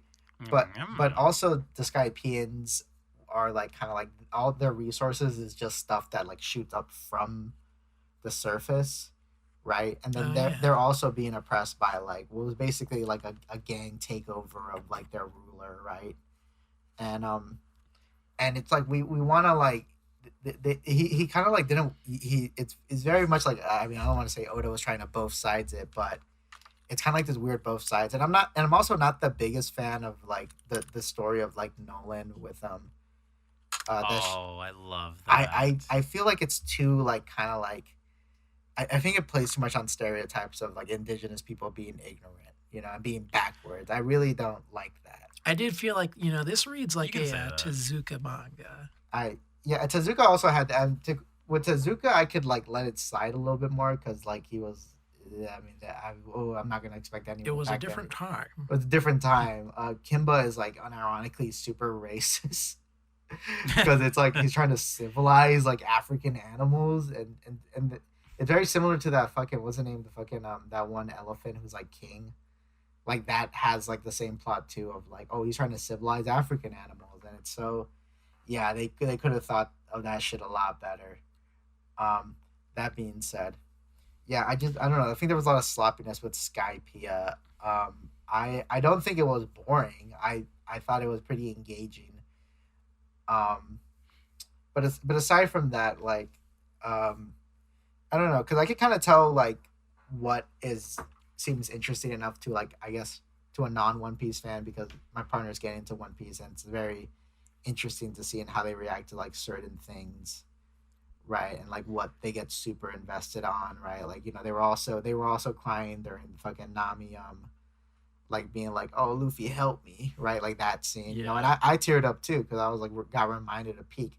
Not gonna lie though, that arc was a little bit like the one thing that I thought was super funny, the constant like running back and forth from Arlong Park, and I'm like, okay, he gets better at this, where like Alabasta is all about just going to one spot. There's no like running back and forth, and that's pretty consistent with all the other arcs after that. There's never that like kind of like oh and they run back and run here and they run there, right? Like that doesn't happen And after. like Alabasta, what's really good about that, in my Hmm. opinion, is that it's very like there is some running back and forth of locations, but it's very considered about like the time it takes and like where characters are. So Right, it's not just like, okay, we need to go there. Oh, we need to go there. It's like Luffy cannot do this because he's not here yet. Like right. Luffy needs to get to X, or like Sanji's not here yet, so Sanji cannot join them, and it becomes something that he uses really well. I Oh think later yeah. on, that's I I would not probably do this, but like I love the idea of just kind of making like a video or an essay about how Oda writes these large arcs, Hmm. because there are so many elements to it that I think like it's a kind of incredible how well they work sometimes. Like there's always a moment where it hits its stride and it just feels like so perfect, and then he just puts like a wrench in it. Like Hmm. normally later on it's always Blackbeard. Like he throws Blackbeard in there as like a surprise, but Right. even in like Alabasta, there's always like you get like three-quarters into the arc and you think you understand it, and then there's like a big wrench that gets thrown in that kind of changes everything, and then or they have to go to a different location, Hmm. and it just makes it so fun to keep reading because you're even though you know it's coming, like after a while you can kind of feel the formula. It's such a strong formula, and like I think it like Dressrosa is probably the one where it sort of falters the I think most it and like it was most like time skip. too much. I think there was just too much going on in Dressrosa, and like Yeah. it's very much like a sloppy, not a slop. It's like the opposite of sloppy, or it's just overdone. It's overdone. There's a lot of things that like we've seen worked better before. Like they literally have Vivi too, right? In that, and it's Me too, the worst yeah, one. and she's a very like not too many people fuck with her. Like she's like perfect Coomer bait, but it's like that's almost like that's almost like a cheat, to make a character like a Coomer bait character is such a cheat, Yeah. because like maybe that's what Oda was thinking. Like, okay, I know like none of the Straw Hats are gonna have a strong connection with this character, which is it felt obviously like that's the direction it would have gone if this was thought out a little bit more. If I don't know who met Rebecca more earlier on. There's a lot of It's just weird too Mhm. because only Luffy really like meets her. And Like Luffy normally you've doesn't got to even like get to know her that well, yeah, it right? just gets overshadowed by like all the other like what's his face? Luffy's like childhood friend, his third brother. Like Right, exactly. all that stuff just overshadows Rebecca. In my opinion, Rebecca's like one of the worst One Piece characters Yeah, true.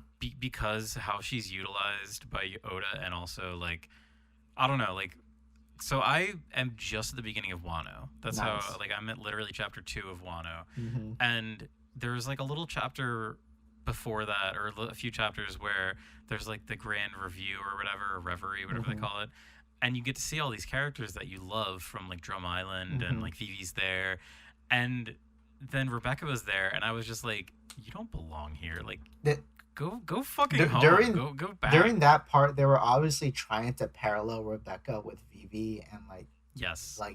fucking Cobra with Rebecca's dad. I forget his fucking name, and it's very like I don't know. It feels very like unearned, like Extremely he unearned, wanted yeah. us to make these parallels. It's very obviously he wanted us to make these parallels, but it's so like I don't know. She doesn't have the same staying power as Vivi. Even like that's even till today, people are still saying like, oh, Vivi should join the crew. Vivi should be, Vivi fucks. yeah, Vivi I fucks, fucking and love Vivi. Rebecca sucks.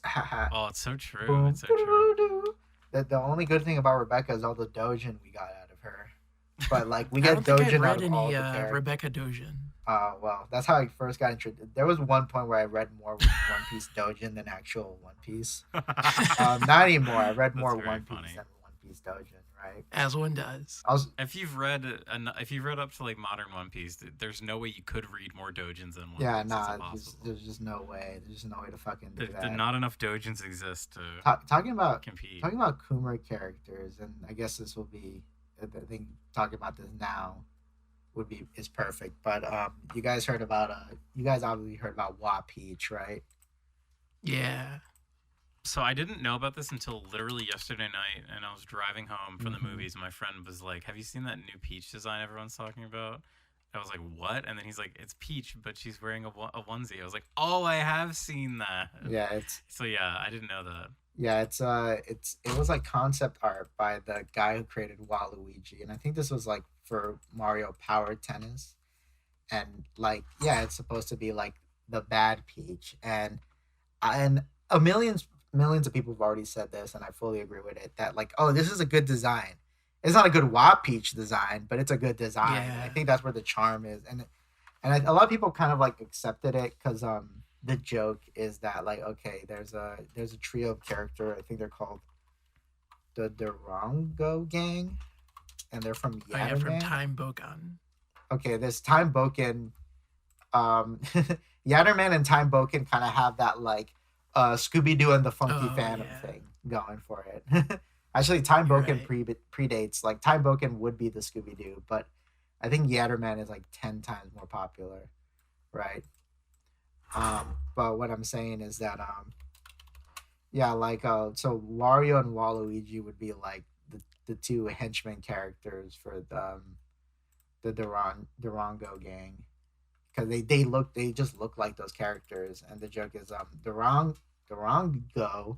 I think I'm probably pronouncing that wrong.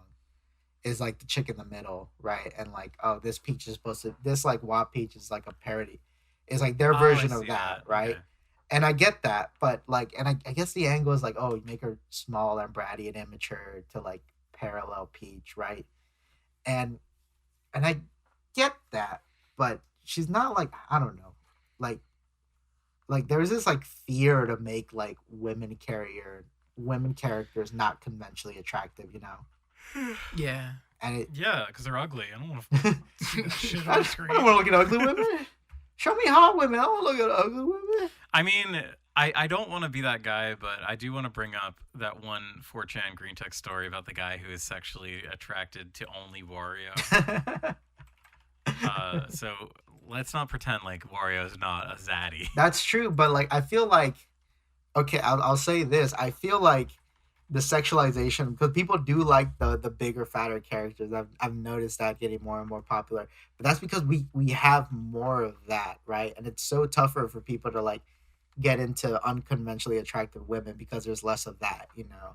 And we were just talking about fucking Yeah. One Piece, and that's like one of the major problems with One Piece is that like each character either looks like Nami or Robin, right? And there's exceptions, but not as many as exceptions as there is with guys. Guys come in all sorts of shapes and sizes in like One Piece, but when it comes to Mhm. women, there are like there are exceptions to Nami or Robin, but they're far and few in between, you know.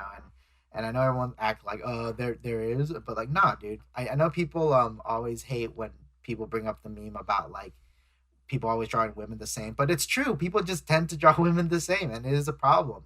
I do think it needs to be fucking fixed, and I know people hate hearing about it, but because it still has not changed, you know. You know what I'm saying? You know what I'm saying? Yeah. I guess so. I literally don't care about Mario.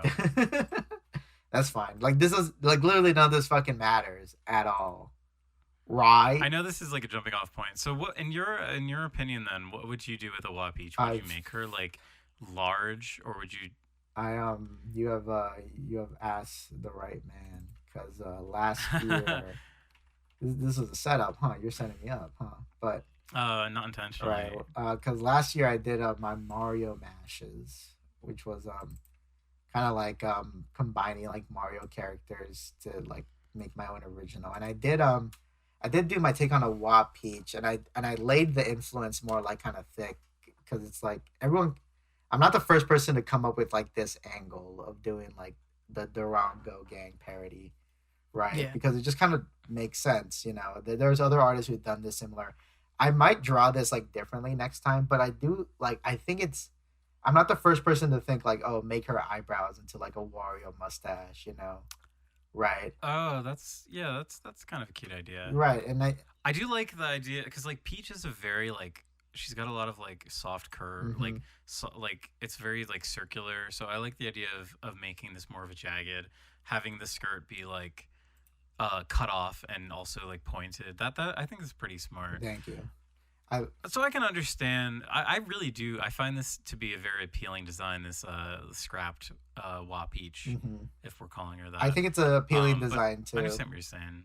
Yeah, yeah, but I think it's like very like I don't know. We need more uh force diversity of women design. Thank you, please, please force it. No, yeah, I think there definitely needs to be more of the. It's funny because like Oda can do Yeah, it. Oda can do it. Oda, like, if Whole Cake Island is any like, Oda still has tons of crazy designs that Mhm. Yeah. he can just draw upon. Like I can't remember what she's supposed to be, but one of the ladies is like super thin and has like a huge like brimmed hat. Mhm. Like that is a design that I can't really think of another one in One Piece. It feels like Oda only gives us interesting women designs in like bursts. He never like he's not like he'll draw interesting men design just casually all the fucking time, right? Hmm. But like for like women he only gives that like once in a while as a treat, you know. And Oh yeah, there was also the smoothie lady. smoothie lady, and She had a different design. she's got like a Nami face. She does have an Ami face, I will say, but at least like her like outfit and like she has like the long legs thing going on. I don't like that like Shanks doesn't look like Luffy no more. they kind of Oh, I haven't seen Shanks they in a kind of while. gave him like a generic. There's like a generic One Piece handsome guy look, and Yeah. they give that to like a lot of the men now, which is I mean it's fine, whatever. But I don't know. What I'm trying to say is I hate One Piece and One Piece bad. One Piece not good. One thing I do want to say before we can stop talking about One Piece Right. forever, the so I just recently finished Whole Cake. Really enjoyed it. Mhm. I'm reading it obviously because I don't have fucking time to watch it. Right. And nor would I because I was like, you know what? I'm curious. Like, I've gone back and my buddy and I have watched some of the right after Skypiea in the anime. They did like a filler arc that was that people really really like. I think it's called the G10 or G8 arc, and it's totally filler, but it's like actually like really genuinely fun content with the characters. But that was my understanding of what early One Piece filler was, where they would like actually create like new stories and shit. But I was like, all right, I want to watch like the Katakuri fight. I want to see like what that's like, and it was such a like depressing experience. Literally, so I picked the episode where like you get the reveal of like what Katakuri's mouth looks like, Yeah. and the amount of time that is spent on bullshit is fucking insane. Like so you know how like in that little scene like there's like a couple chefs that come and they like give him his little donuts and Mm-hmm. then he makes like a little like temple so he can A eat in little tech, privacy. yeah. Yeah. The fucking there must be at least 3 minutes of the chefs describing every single donut that they've brought for him Oh, and how boy. delicious they're gonna be.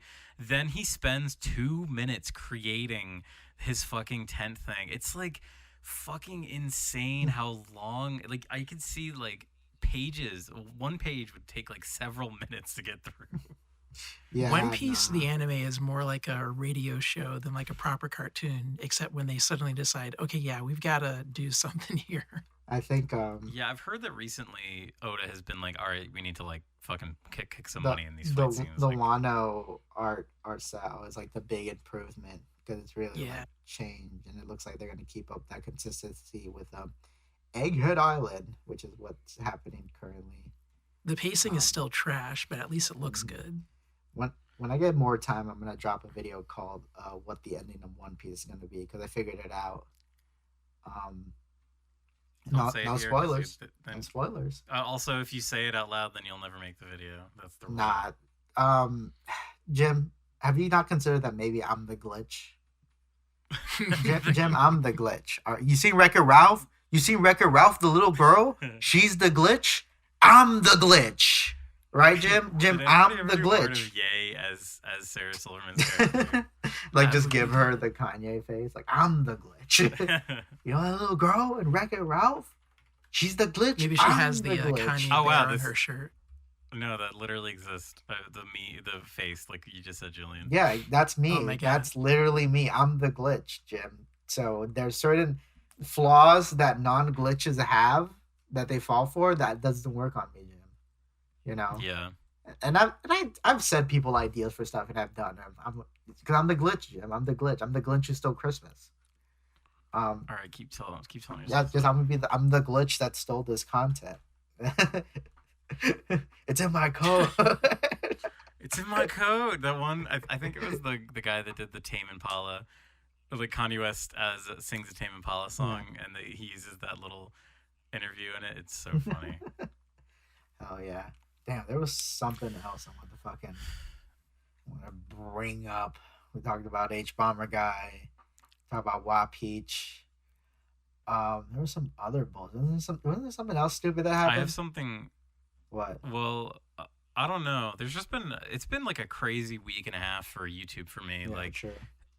so many incredible videos came out. Like there was one of like my longest awaited things, Fesh Prince of Blair 3 came out. Oh yeah. Oh yeah. Which like I for about years that. just had given up on the hope that there'd be a sequel to that, and it was pretty good. Well, it's part 1, so we're looking forward to part 2. I never thought I would see people like visibly excited for a YouTube poop. And so I started giving myself Yeah. like a bit of adult homework. I've been teaching myself what are the good YouTube poops? What am I missing out on? I was kind of doing that too, actually, because I mean, yeah, we've got like over a decade at this point. I would say close to 2 decades of YouTube poops Nice. content. And there's one I found recently, actually, fucking Lyle Rath or whatever his name is, Yeah. mentioned this one called Hedgehog Stew that is like really fucking good, and it's Robotnik from that one Sonic cartoon. He sings about making hedgehog stew, and it's a really fucking good song. That's pretty good. Hedgehogs too. I'll post it.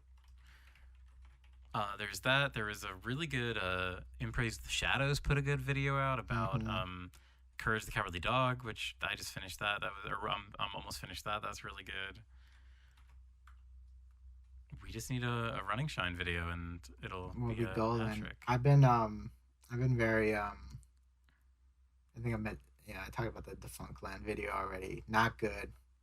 Not good, folks. Someone's got to make he's got to make another Epcot video where he actually describes things instead of showing us visually or whatnot. I don't need that. I didn't ask for that.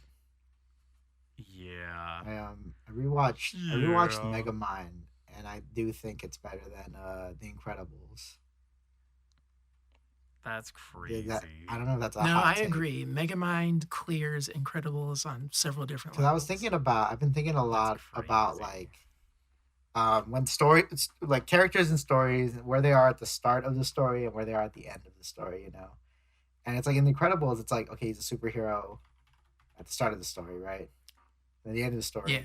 they go back to being superheroes, but he's doing it with his family now, and it's like, I don't know, what was the issue? Was that he didn't appreciate his family? Like, The start of the story is that he can't be a superhero. no, he's a superhero at the start of the story.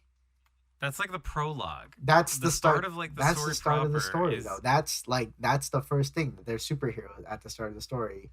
Then at the end of the story, they're still superheroes.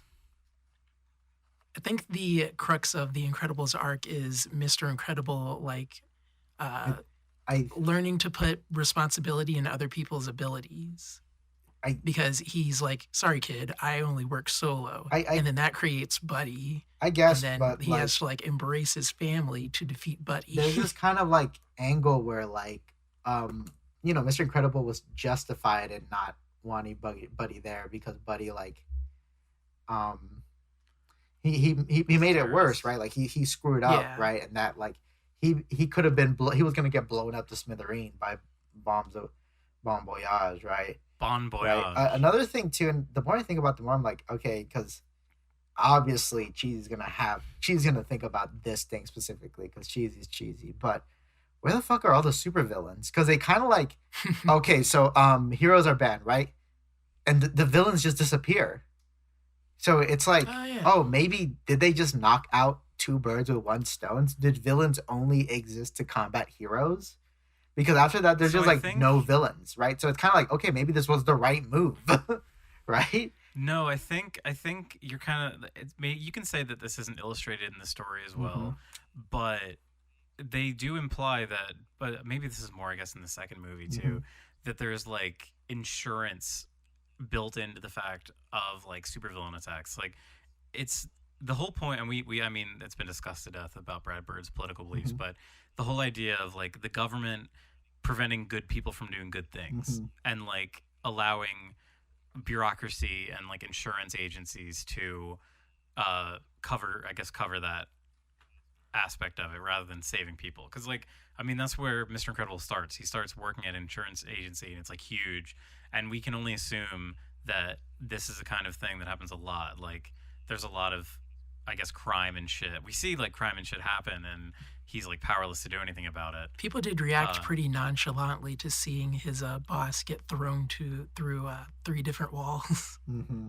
yeah, Well, maybe it's like Insurance not super covered it. they uncommon. got like, well, Yeah. the whole thing is that they get moved, right? Because the movie starts with them moving to a new spot because like some shenanigan that happens, and it's kind of like the movie, like I don't know, it's like the movie wants us to think that this is a bad thing that heroes aren't out there, but they don't really like. I don't know. It's like all the examples aren't things that like that a regular cop couldn't handle, you know, right?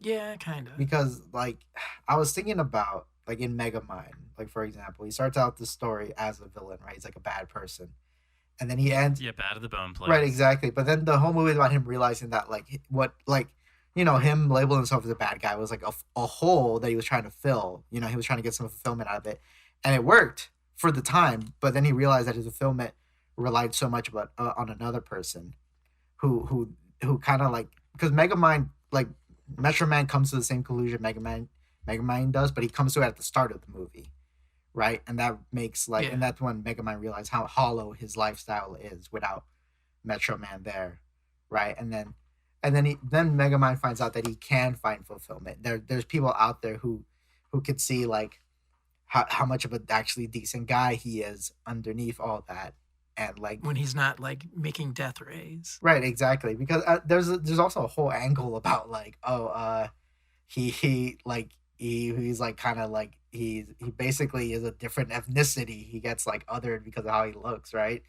And it's Yeah. this like very kind of like subtle social commentary, where like as a reaction to all that, he embraces being a villain because society has set it up where like he is valid as a villain. He has an identity or whatnot, right? But it's all like set up on like one guy who like and like I said, they realized all their shit is hollow too, right?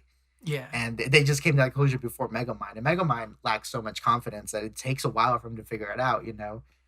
Um, and then by the end of the movie, he's like kind of changed, right? I don't know. I can't. I don't think being in Mister Incredible as like the main character story like changes too much at the end of the movie, because it kind of seems more like it's like it's more like it's society that has to change more than Mr. Incredible's like sure he cares about his family, but like I don't know, nothing at the start really like made it seem like he was like not there for I his think family. I think you're Yeah. just a little too young to understand that like the movie and like it is kind of an adult we're movie in a we're lot of like ways. the same age. I think I might be older than you. um no, but like the movie really is about like that feeling of inadequacy that you feel when you hit a certain age. And at one time in his life, Mr. Incredible, like you're saying he didn't change, but like that's just comparing like he does change a lot in the movie. He goes through a lot. Like he starts in the same spot, but like I mean he still goes through like a whole character arc thing. There's a whole thing where like like I don't know, it's like very like family drama-y, where how his wife thinks that he's like cheating on her. He has like no fulfillment in his life. That's why he has these like that rage moment with the boss. I don't know. I feel like you're not like being charitable to I The I Incredibles might here. not be because I haven't rewatched it in a while, and I just might. I might Oh, you by haven't done your yearly Incredibles no, I rewatch? haven't done my There's your yearly problem. Incredible rewatch. I think The Incredibles is a good movie, but like compared to Megamind, I think Megamind is a way better movie. I think it I speaks also to have a me yearly more. Megamind rewatch. Um, it's just that the more I think about The Incredibles, the more it's like I feel like because like He's like super absent in the beginning, like he's not really there, but at the end it's like he's working with his family. He shares something that like he's like so passionate. Like his whole life is being a superhero. That's why he hates his life when he's not. And the fact that he's like able to get his family and his family wants to do it, like they're so close at the end because of it, and like the length that he goes. Like there's a part of the movie where he literally thinks that his kids and wife were killed, like they get like shot down, and that's when he like threatens to kill the one girl, like to break Mirage's neck, mhm, because he literally has lost everything. mhm. I'm Mr. Incredible's biggest fan. I would say in the sequel he's handled pretty poorly, but I don't want to talk about I'm the only sequel. talking about the first movie. I really I'm not saying this is you, but this is something I noticed with other people when I talk about movies. They always want to bring up the sequel or stuff they explain in like the mobile game or stuff they explained in the fucking like video game or whatnot. And it's kind of like Uh, I try to avoid that too. I'm always like I'm only when I talk about a movie, I'm only ever talking about the movie unless I'm comparing it with another movie. But then I'm just talking about those two movies, you know.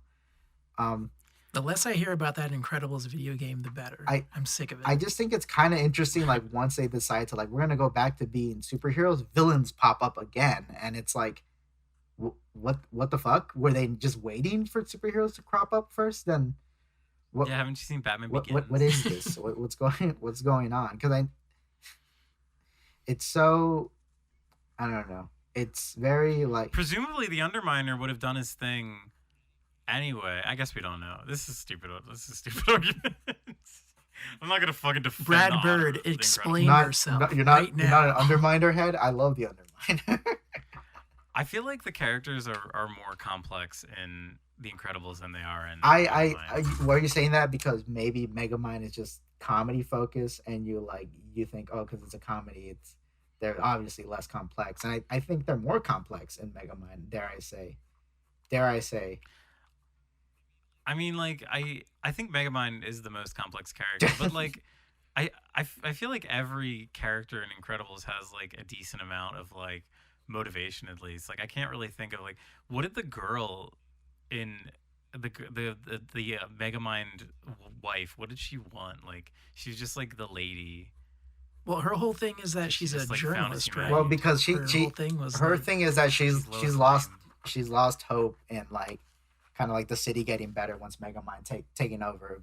Not aware that yeah, like Megamind is kind of like not exactly sure what to do, right? And Megamind when he's disguised accidentally like inspires her and like makes her think like, well, we don't need Metro Man to take down Megamind.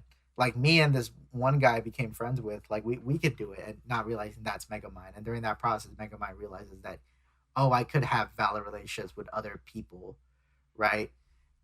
That like I could be fulfilled by other people, not through like a relationship that isn't like dare I say like aggressive, like him and Metro Man, right? Because it's kind of gay in a way. It's kind of dare I say. See, it's very bisexual, and that's why I really like the movie. Incredibles is too straight, and that's really the key. That's really the fucking poetry that's going on here. It's the nut. Yeah, That's the it's the real nut nut. to It's it. my Yeah. nut that I spray on Megamind. But like yeah, she like realizes that like oh we don't need to rely on a metro. It's kind of like everyone, you know, it's kind of like everyone like it's like the relationship evolved. It's like oh we don't really need this dichotomy of like these good guys and bad guys, and because that's like this kind of story is trying to tell. Because there's other stories where they're explaining like stuff like Venture Bros, where the structure of heroes and villains, the only way it can feasibly exist is because there's so much bureaucracy and there's so much incentive from like the government to just have like these crazy people just focus on a handful of like specific guys, right? And and then you get people who like I find complete fulfillment from like hating someone, and not enough to kill them because the killing them is kind of letting them escape, like why would I let them escape from my hate, kind of thing, right? And that like Very relatable. yeah, you get a lot of interesting characters. Like the monarch is literally that what I just described, right? You know, and then I think about like things like things. I like that one episode where they capture Dr. Venture, and then he's just like he just lets him go, Right, because he exactly. can't torture him the way he wants to. Right, and it's so great, it's such a good ass show, and I'm not saying I need everything to be as good as Venture Bros, but like I think about something like Incredibles, and I think the whole like where are all the supervillains like because if the only valid reason a hero would need to exist is because there's a supervillain, right? But if they're not there, then what is it? What is it trying to say? Like, do we need these superheroes do exist? Because when they do, supervillains exist, right? And I know in The Incredibles too, there's a whole thing with like the villain's backstory, how her parents were killed by supervillains and no heroes showed up, and so that's why she hates heroes. But like, shouldn't she hate? It wasn't even supervillains. It was literally just like random like home invaders. Right, and that's It's like a Batman thing. They wanted to do like a and Batman thing. it's so weird because like, wouldn't you just hate home invaders? Like, I guess it's easier to hate heroes because you know their name and they have like a symbol and the logo and everything, right? Um, it it's very. I'll Who rewatch it, hates the hero hater? but who hates the hero hater? Uh, yeah, I think it is. It's certainly something, all right. Like that is kind of an interesting idea, but at the same time, like Syndrome exists. Like he is Right, literally but I think the thing is, like a I supervillain I that think with exists. Cinder, he's trying to like pass himself off as like a hero, right? Like that's his goal, Yeah. right? And Ultimately, Yeah, his but goal was he's to a bad like guy. mhm. turn superheroing into a identity he could capitalize You know on. what's also interesting is Yeah. that he was killing all these heroes and no one fucking noticed. Like it's not like maybe if like it turned out the world was getting worse because they were gone, but no, no one noticed, which is so like Yeah. kind of It's because freaky. they were all like And decommissioned. Like they couldn't no, purchase but like anymore. that kind of contradicts the whole like the like that government agent that works with Mr. Incredibles, who's like his like his like that's his like yeah Handler. his handler basically, right? And like did all the other heroes not have handlers? Did they not think it was suspicious that like they're all disappearing? And I'm not trying to be like CinemaSin plot hole right here, They do. but it's kind of like do they Like this is one of those things that's a good point. They kind of try and wave it away by saying that like him and Mr. Incredible had like a past and this is like a favor that he's doing for Mhm. him.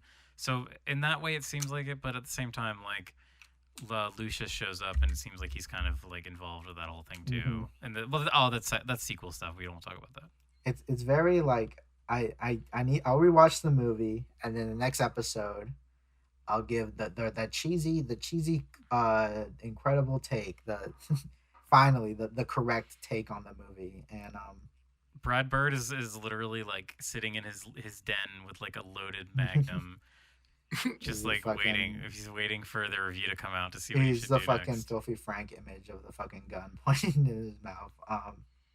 You ever seen what is it called the Future World? What the fuck called Tomorrowland? Yeah, Tomorrowland. Tomorrowland, Yeah. future. That's the same. It's literally the same thing. It's the same thing. No, I haven't. I haven't. I seen it. heard I it's probably not that won't. good. I heard it's awful. I've heard people say it contradicts a lot of Brad Birth's beliefs. I also hear people that I've heard people who aren't super aware of the whole like objectivism that the Anne Ryan shit he puts in his movie. I heard that it might just double down on that potentially, or maybe it contradicts it. I don't know. Um, I don't know. He did Ratatouille, right? Who the fuck did I've been Ratatouille? hearing a lot No, of that was, anti-Ratatouille rhetoric too. That was wasn't that Pete Doctor? Yeah. No, that was Brad Bird. Wait, hold up. Yeah, it was Brad Bird, wasn't it? Hold up. Oh, it was. Sorry, I'm thinking of But yeah, people are souring on Ratatouille now. Like Brad Bird's That's days fucked are up. numbered. I like. Ratatouille. I watched that recently. Ratatouille is still a masterpiece. It's so good. I I think what it's only. what gotten are better with what are the age. Ratatouille complaints? Because People are saying that like Remy's stakes aren't high enough, and they seem to fuck? not understand his desires or the desires of any of the other characters. Like even characters who are actively against Remy, they have like reasons for what they do. Mm. Like the evil chef guy, Mhm. he isn't just like being evil for no reason. He's being evil because he's a washed up loser living in the shadow of Cousteau. Right. Yeah, that's all he has to for his I think livelihood. he's supposed to parallel Alfredo, right, in that movie, right? Because he's also kind of Yeah. like in his father's shadow, although he has the benefit of no one knows that he has a fucking son, right? And Right. I mean, there's like stakes, right? Because he wants to like, okay, so Remy was like following. Okay, so at the start of the movie, Remy, it wants to be a chef. At the end of the movie, he basically becomes that. So it's a very like, but the whole movie is about how difficult that is to do, right? You know, to Yeah. become a chef for a rat in a world where rats don't do that shit, right? But we could accept that And in because it's a case like cartoon you couldn't world. wrap your head around the concept, they have Colette, where she talks about her problems with getting Yeah. like into that industry. Right. And I think I think fuck, do they get into the Colette thing? What does she get at the end? I mean, she still stays a chef, right? Like she Yeah, works she's hard. pretty much just an accessory to Well, I Remy and mean, Alfredo's all venture, yeah. which is sad, but hmm it's interesting. I guess I got to rewatch Ratatouille because I do remember like liking it. I don't have that much of a problem with it, um, as much as I have with The Incredibles. Um, because it's like, oh, his dad doesn't like, oh, don't follow your dream. We're a rat. This is our place in society. And he's like, but dad, I want to be a chef. And he like, you know, goes through trial and tribulations, and you know, the yeah, all is lost moment, right?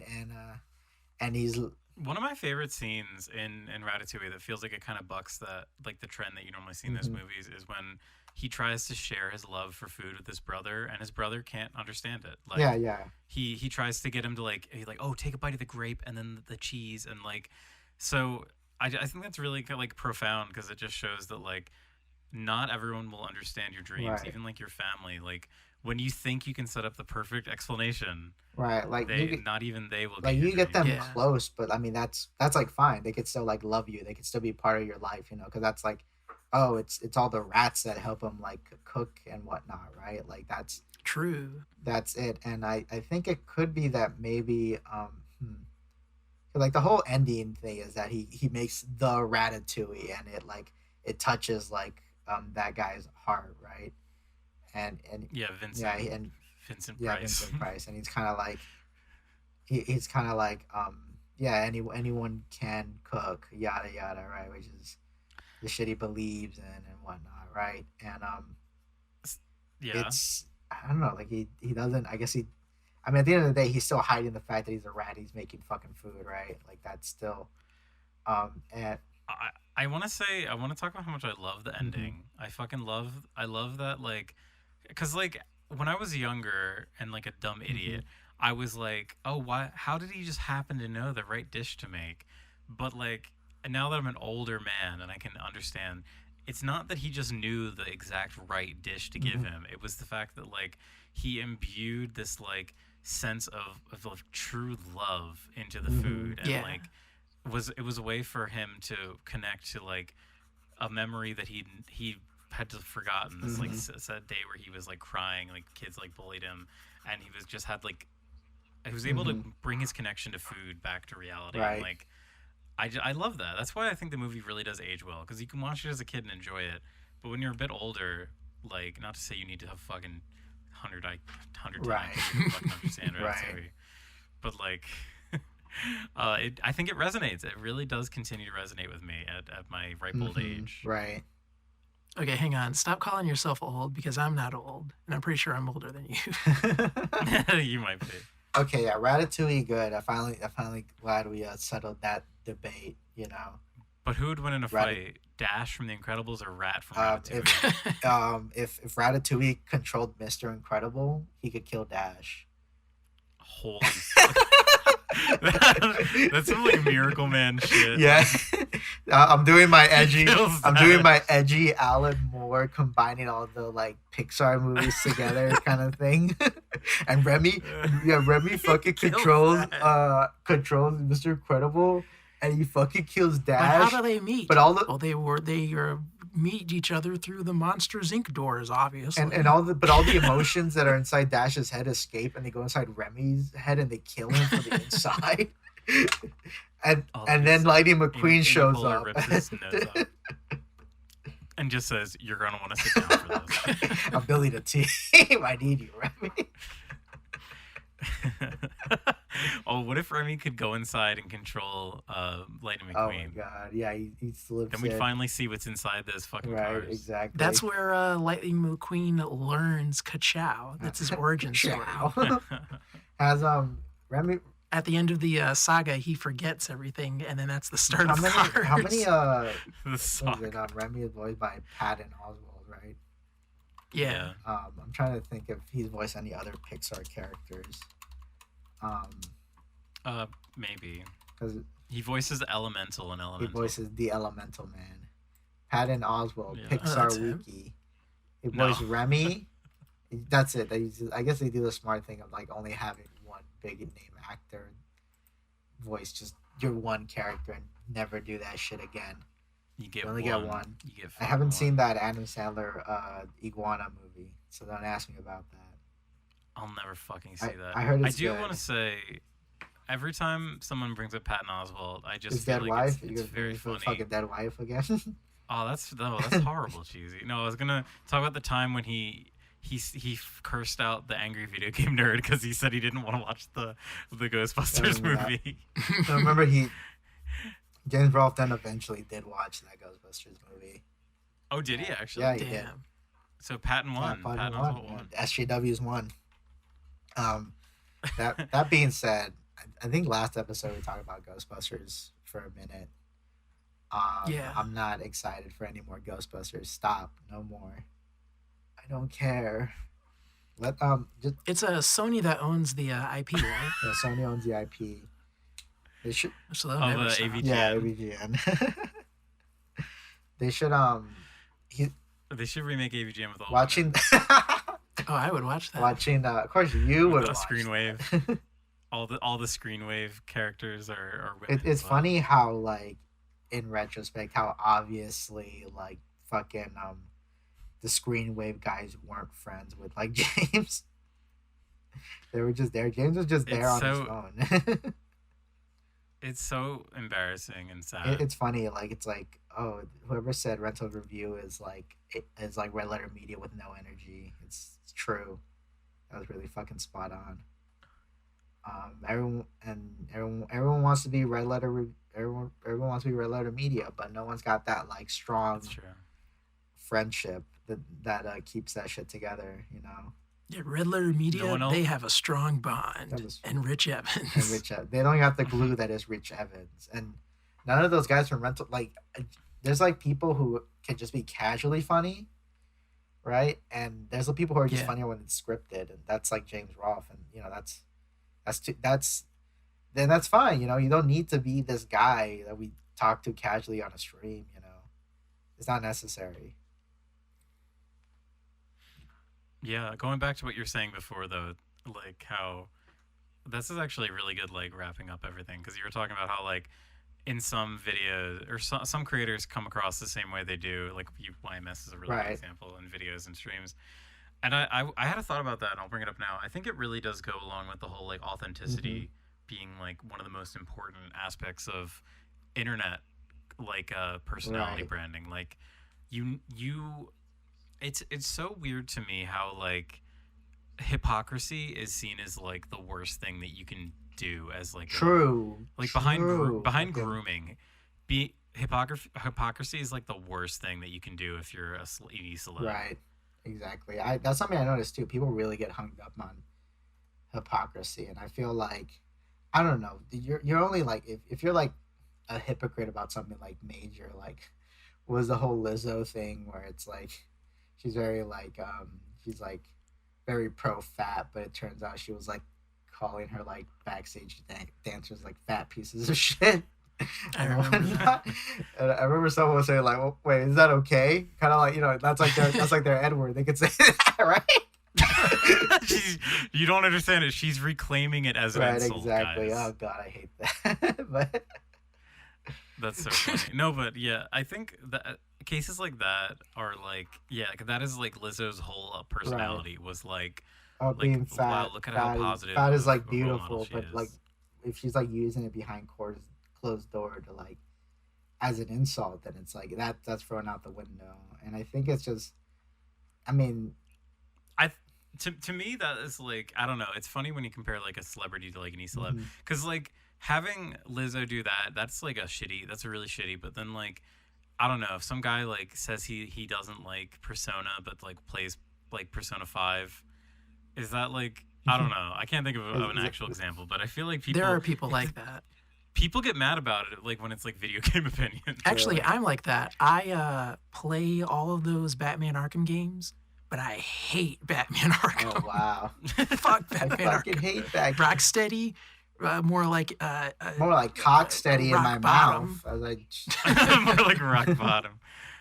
More like water more fluid, like more water like not big old steady. poop in my pants that I made in More honor. like mud insecure instead of rock steady.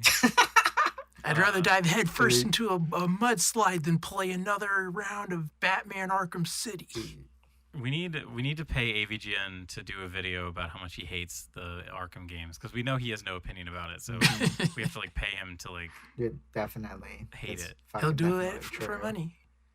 Oh man, Hey guys, just coming at you. Skillshare is I was sponsoring thinking about this I new was thinking video. about like that whole the whole thing with John Somerton, James Somerton, yeah. Yeah. The whole thing about like oh like the majority of his script is like plagiarized. I'm thinking if you're gonna do that at that point, you should just try to like break the world record on plagiarism. You know, like try to play every line is just a plagiarized from something. You know, I'm gonna probably make that into a video where it's like the most original review on. I'll pick a game that everyone has played and everyone has an opinion on, and I'll like plagiarize. I'll even make a record like The Last of Us.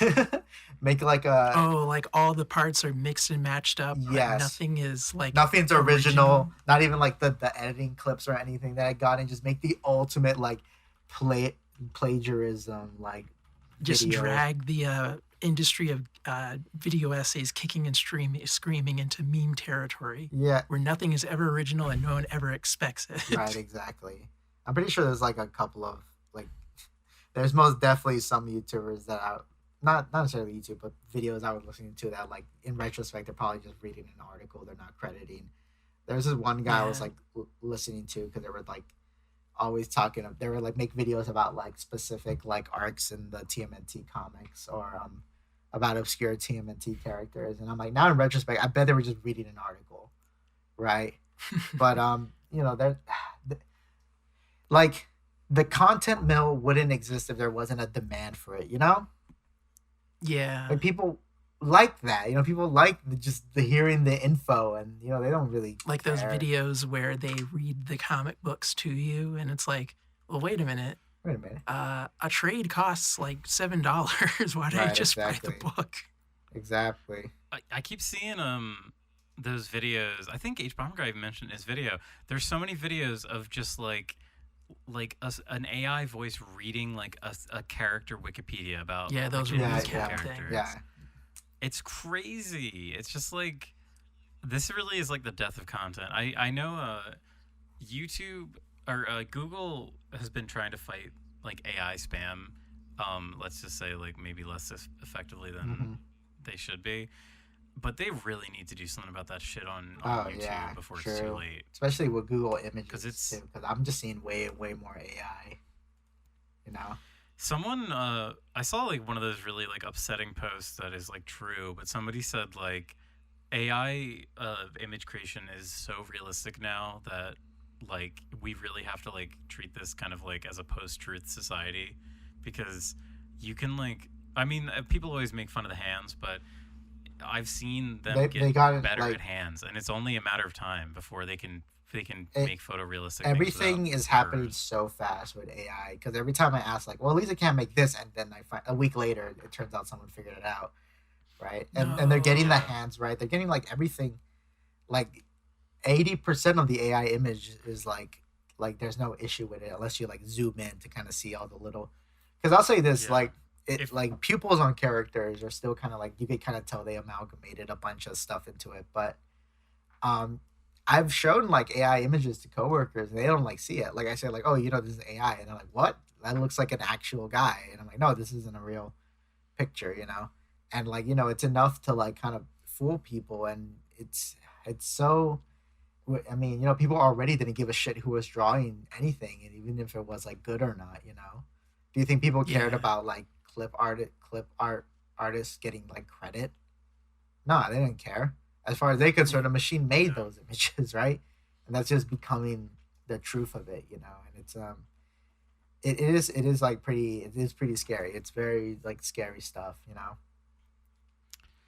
and even if like Google and YouTube try and do things to countermeasures, it's going to be like impossible to detect. It's going to reach a point where even like the bots won't be able to detect when things are Hmm. AI. Yeah. Right, exactly. It's bad, and especially like we are like all very online people.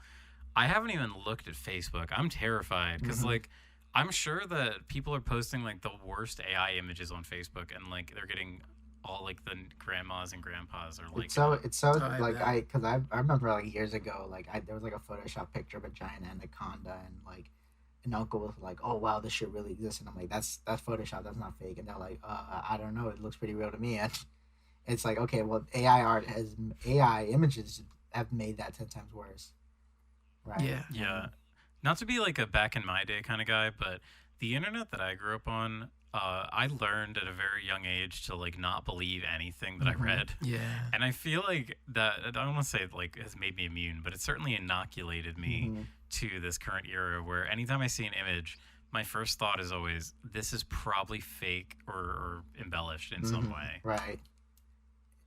Or I just don't even take it seriously and just treat it as a joke and send it to my friend because it's It's funny. It took me a while to figure it out because I wasn't really prepared with the whole AI thing, and I started seeing all of these artists that I've never seen before with these really like detailed and intricate images, and then I find out, oh no, that's AI. I'm like, wait, really? How can you tell?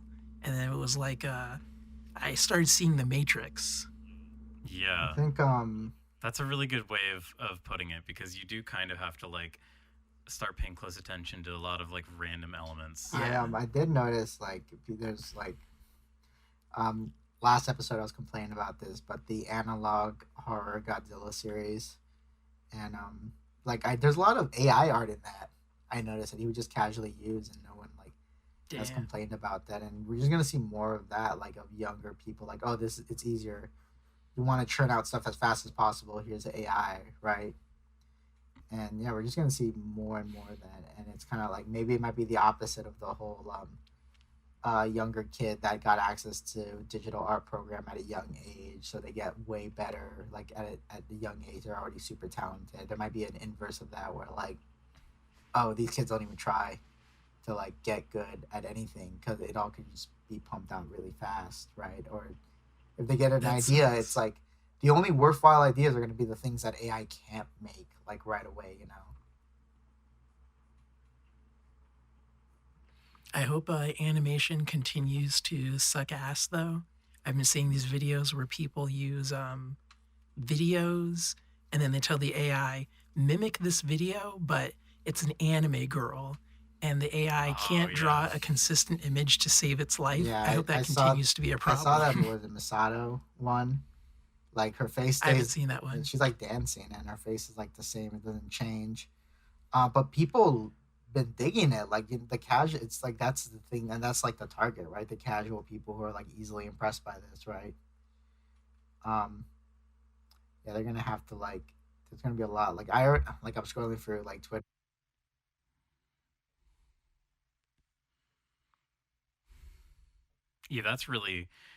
yeah, that's really bad too. Cause like, and I don't know, like I'm just thinking of like the amount of bad actors that are just gonna have access to. It's kind of like the whole thing of like giving a child a gun. That's kind of how I view a lot of these like AI programs getting out there. Like there was a this was a geez, this shit moves so fast. Maybe this was like 8 months ago at this point, but I think there was like whatever the Microsoft one was, like their AI learning program. somebody fucking leaked it on 4chan as like a zip file. So like literally any Joe Blow kid could download this program, like the AI learning, and like it's basically like the teaching the AI thing. Like so you have the power to basically like control how this AI develops. Like it just seems, yeah, it's like giving a child a gun. Like it's just Yeah. way too much power. And the child is humanity. Childish humanity.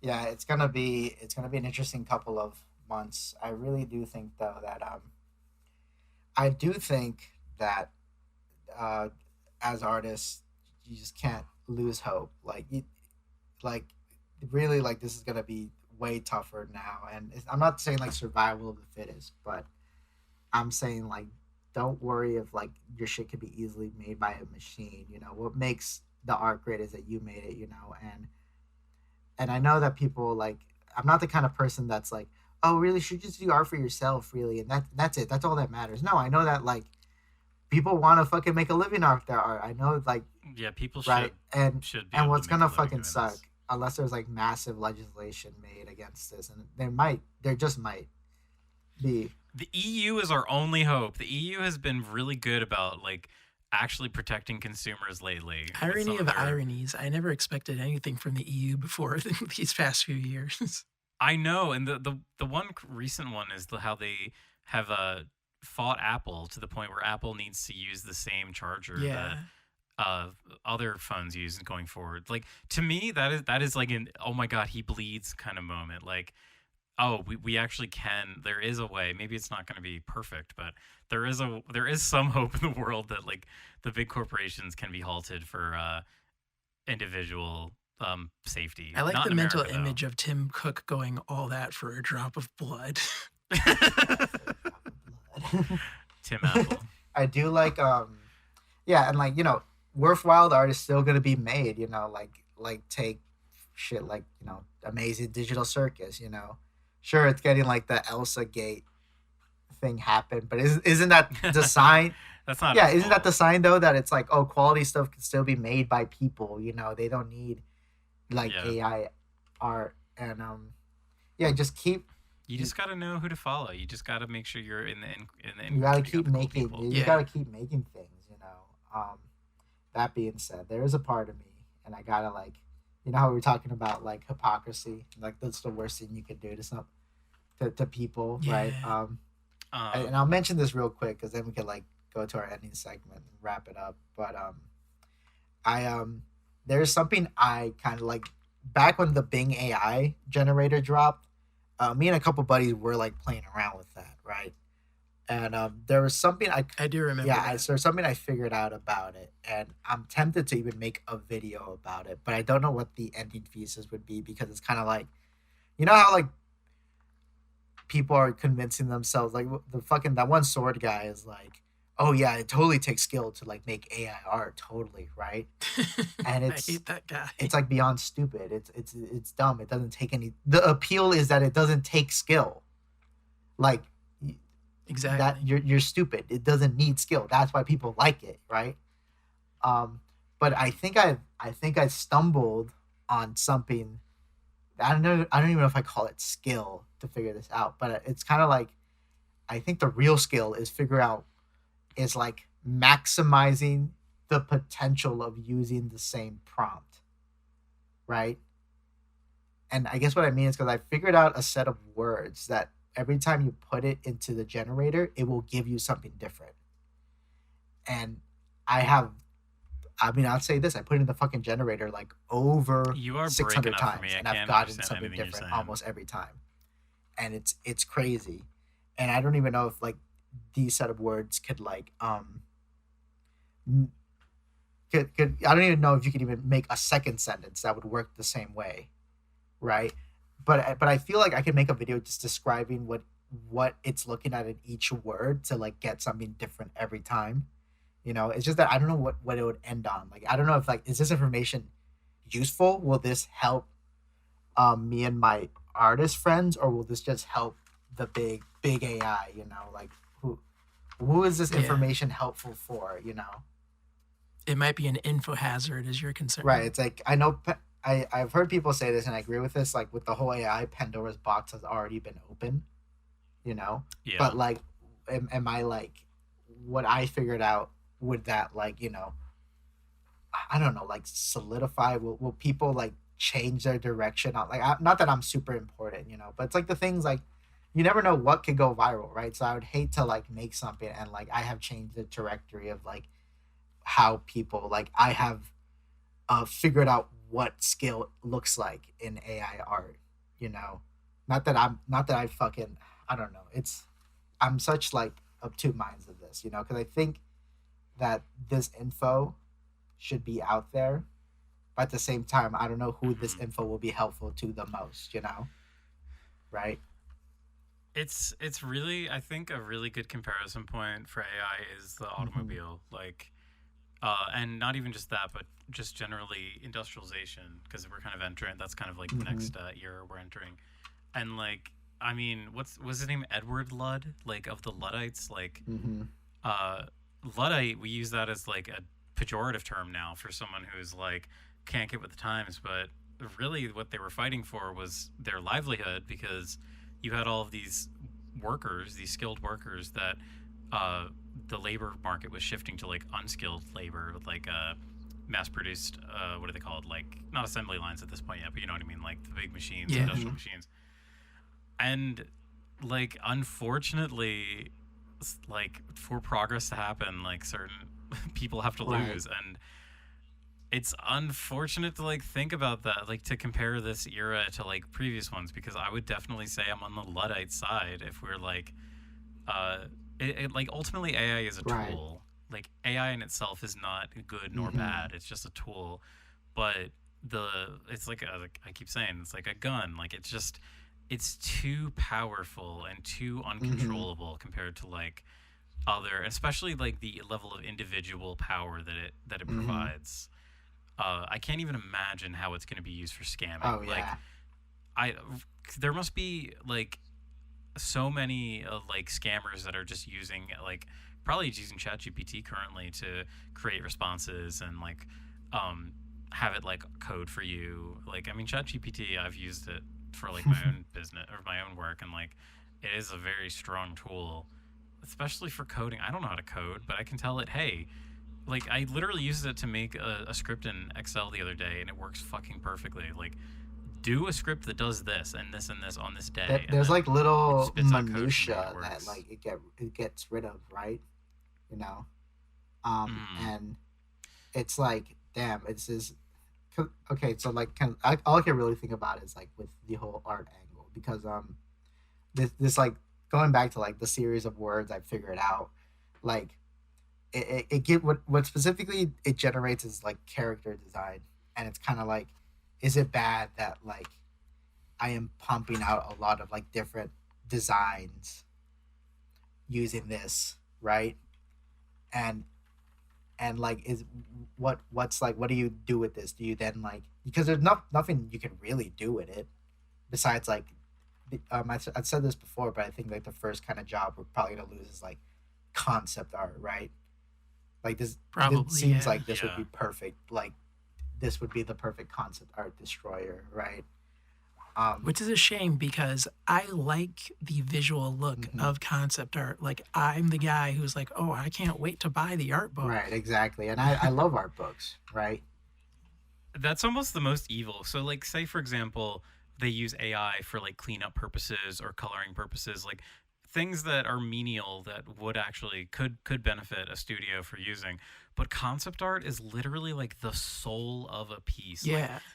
Like a human sits down and visualizes a world to create or visualizes a design, and to like to use AI for that, where it's literally just like it's like one of those end of history kind of things. Like it is just going to keep recycling. If we only hire AI concept artists, or will hire quote unquote, there's going to be a stagnation of design, because it's only going to be pulling from existing things and recycling the same fucking slop over and over again. And it does feel like they're always gonna need like the person there to fine tune it, you know. because like yeah, you can't do anything with these like images aside from like give it to another artist and be like, okay, here's our main character, here's our rival, here's our love interest, right? Like I figured out all these fucking designs, right? um Oh man, that just Mhm. made me think of something. You know, production pipeline stuff where you see like designs of Sonic the Hedgehog that they didn't use. Like, right. imagine seeing the cutting room floor of AI results. It's like there's nothing here. I can't get There's excited nothing to like seeing kind of this. get out of it, you know, Yeah, right? This go back to a larger conversation about like, oh, art is like you're communicating something to someone, and you might say like, okay, well, what if like you're making art because you as a way to not communicate with anybody, right? But like that's still saying something, like that's still like something you're trying to say, right? At the end of right. the day, and you don't get that with like AI art, because it would just give you what you ask, right? Which is like why like I feel so inclined to like tell people about like, well, I think I figured out a prompt that like gives you something different, you know, and A way out, if you and will. it's kind of like I've like weirdly figured out the whole like um I figured out the whole fucking like, oh, it'll just give you what you asked for. Like I solved that problem, and I don't know if that's a good thing, right? Because who does this benefit at the end of the day? You know who? Because like that's why I don't even say what the prompt is on this podcast. I've told it to people in private, but like I don't even know if I should say it publicly because it's like, okay, well, will this be used for evil? Right? Like, is Yeah. this gonna make things 10 times worse as I like? Because things are already heading to one direction. Am I just gonna speed up the process? Right? It's it's tough. I get it's scary. I don't know. Like, it's should we have known all this? Was this like a good thing for everybody? You know? I guess time will Right. tell. The answer's probably going to be no or somewhere in the middle, but time will Right. tell. Because like I wish I could talk to someone who's smarter than me. And because I am right oh, here, baby okay, boy. good. Yeah, um because like when AI art was first like becoming big, like at the start of the year, I wasn't like too against it. I was very interested in it, because I was like, oh, what's the future gonna look like? And I had all my kind of like theories about like what's gonna happen. And I guess I wasn't too worried about myself because it seemed like even if AI art figures out how to do comics, I really don't get anything from a comic made by AI, Yeah, right? Yet. I think I'm always gonna prefer a comic made by a person. I get something out of that when it's made by AI, even if it's like the best looking comic, even if it's like the best story, that's like sure, I guess that'll be good, but like I don't I even if I don't know, that's the one thing I'm not even sure if it'll get because it can't even like keep it's character kind of like that consistent. arc in Bakuman Hmm. with that guy who was writing the manga through chat room Right. suggestions, like a manga by Huh. committee as opposed to like a, singular I vision. think that could work if you're like honest about the technique, you know? Yeah, that was the biggest problem, that he was being dishonest. Yeah, they was kind of like being dishonest, right? But I don't know, cause like the AI can only pull things from people and then from itself, right? So there's gonna be a point where it's kind of like so much of AI art is just gonna be incest, you know? It's just gonna be amalgamation of itself over and over and over again, right? And it's not like people need help with that. People already just do art that's repetitive all the fucking time, right? Um, True. Yeah, it's crazy. So like as we're talking about this, I went on the Dolly thing, the yeah, Bing thing, and because like the one thing that AI is really bad at is text, and I had it do a Dune as if it was a children's book, and I'm shocked at the text is like real and legible in this part of it. Uh, time X. Is it Brave like the Desert. stolen from someone else's parody, or did it like come up with that It from I must itself? be the the the part in the blue is not legible, but the Brave the Desert, discover the spice thing does like it's crazy how like a few months ago they could not do text like that. Yeah, Yeah. that's something I discovered with it too. Because if you type in like a movie poster for so and so, it will come up with its own title. And like, because I did like, I have an example. Um, I did all female Avengers movie, and the year where it says year, the month it just says male. male. Oh god. Male, and then the year Cap- is like I love that there's like 5 20,219. Captain Marvels. Yeah, And there's they're like all people dead. watching in the audience. Like it's like It's immersive, like I love 5D. that. it's See, this is why AI is. It's fun as a tool. It's like it's fun as a yeah, toy. it's that's like it, it's like a fucking like it's like a lava lamp or something, it's like a That's yeah, a really AI. good. Yeah, it I should I be get the treated like same that. enjoyment of looking at an AI image ship post as I get from looking at a lava lamp. I think that's a good comparison, right? And that's why like, hello, what do you type in Thor? Fat Thor. I didn't overrate mailing two Oh Thor my god. hammers. Yeah, and that's why like that's why I think there's some value in making the video talking about the prompt that I discovered. Um, or maybe the video should be like should be asking people where do we go from here? Like, okay, I figured this out. I'm not pro AI. I don't like the idea of people losing jobs or anything, but I figured this out and I don't know what's the correct way to go. Because like Yeah, all Yeah. female like Marvel movie poster is kind of one of those prompts that could give you something different every time, you know. Um, but I don't know, where do you go from here, dude? Like, I mean, it's obviously like legislation, obviously, but like, who does this information help? I don't think it helps like artists. the Oh, okay. corporations. Did you put all Chinese female Avenger poster? No, I just typed in all female Avengers Oh controversial. wow. Ultimately, it would just be the gatekeepers to AI that would benefit because a lot of people don't even know that they can self-host these AI repositories, Mm-hmm. and even when you do self-host, there is a cap on like what it's capable of. Mm-hmm. If your AI repository is connected to like the larger internet, like whatever Microsoft or eventually Google's offerings would be, you're going to have access to a greater pool of nonsense. And so people will still fall back on like whatever the corporate offering is because that's where more of the most amount of information is accessible. Mm-hmm. Right. So they'll nickel and dime you for the memes until your wallet is empty. And it's like, well, at least I saw the memes. I saw the meme, I The swear. meme, they like, look, how do you not laugh at this? Like, Fat Avengers. Oh my We just have God. it's all like fat Avengers. overweight. Overweight Avengers. I did an overweight All right, all Avengers right, all right. poster. Okay, shit post is funny and all, but let's move on.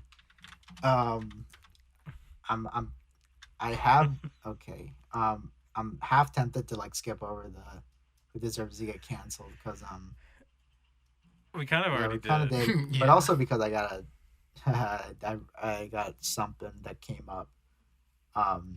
But it's whatever. But anyway, we love women. Type in "we love women" to AI, see what pops up. It'll probably like We do love it'll women. probably tell you like, oh, can't show the results because it's like 18 plus. I'll type in biggest, Biggest woman woman lover. lover. it, Oh, it said needs Yeah. more.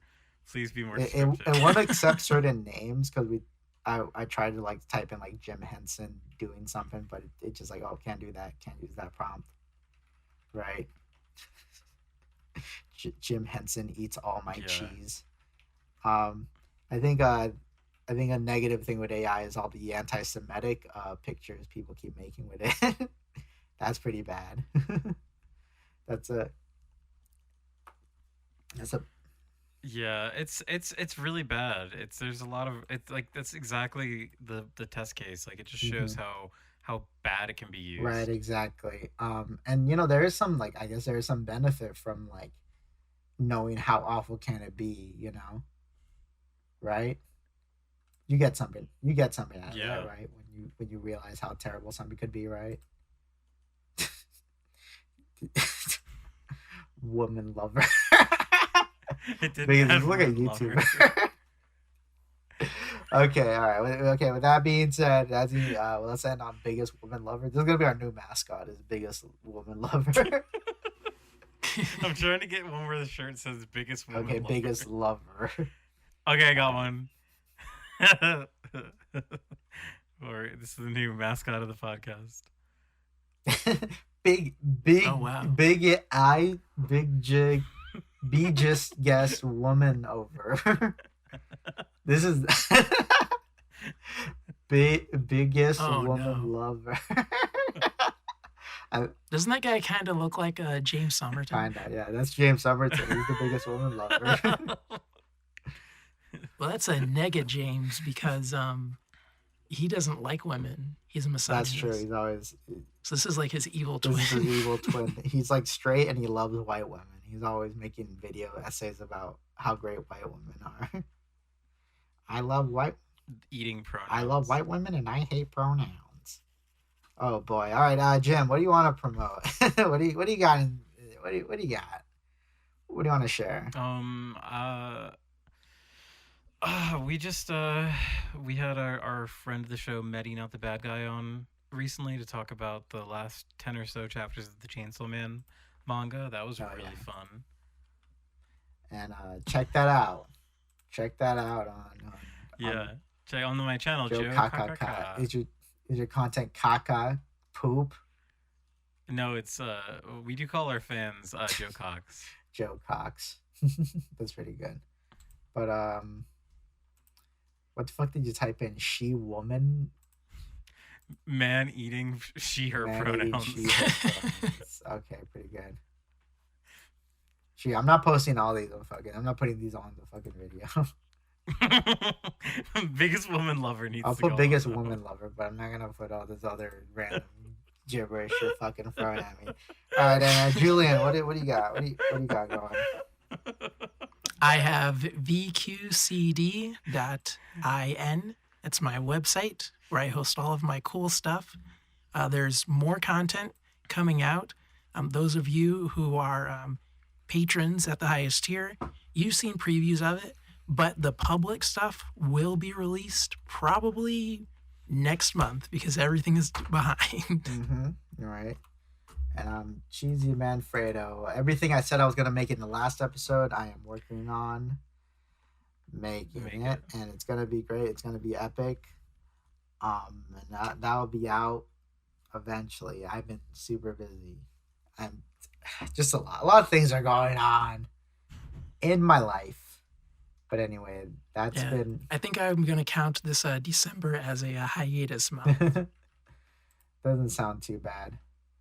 Does not sound too bad of an idea. But yeah, with that, goodbye everybody. Have a good one. Bye. Goodbye. All right.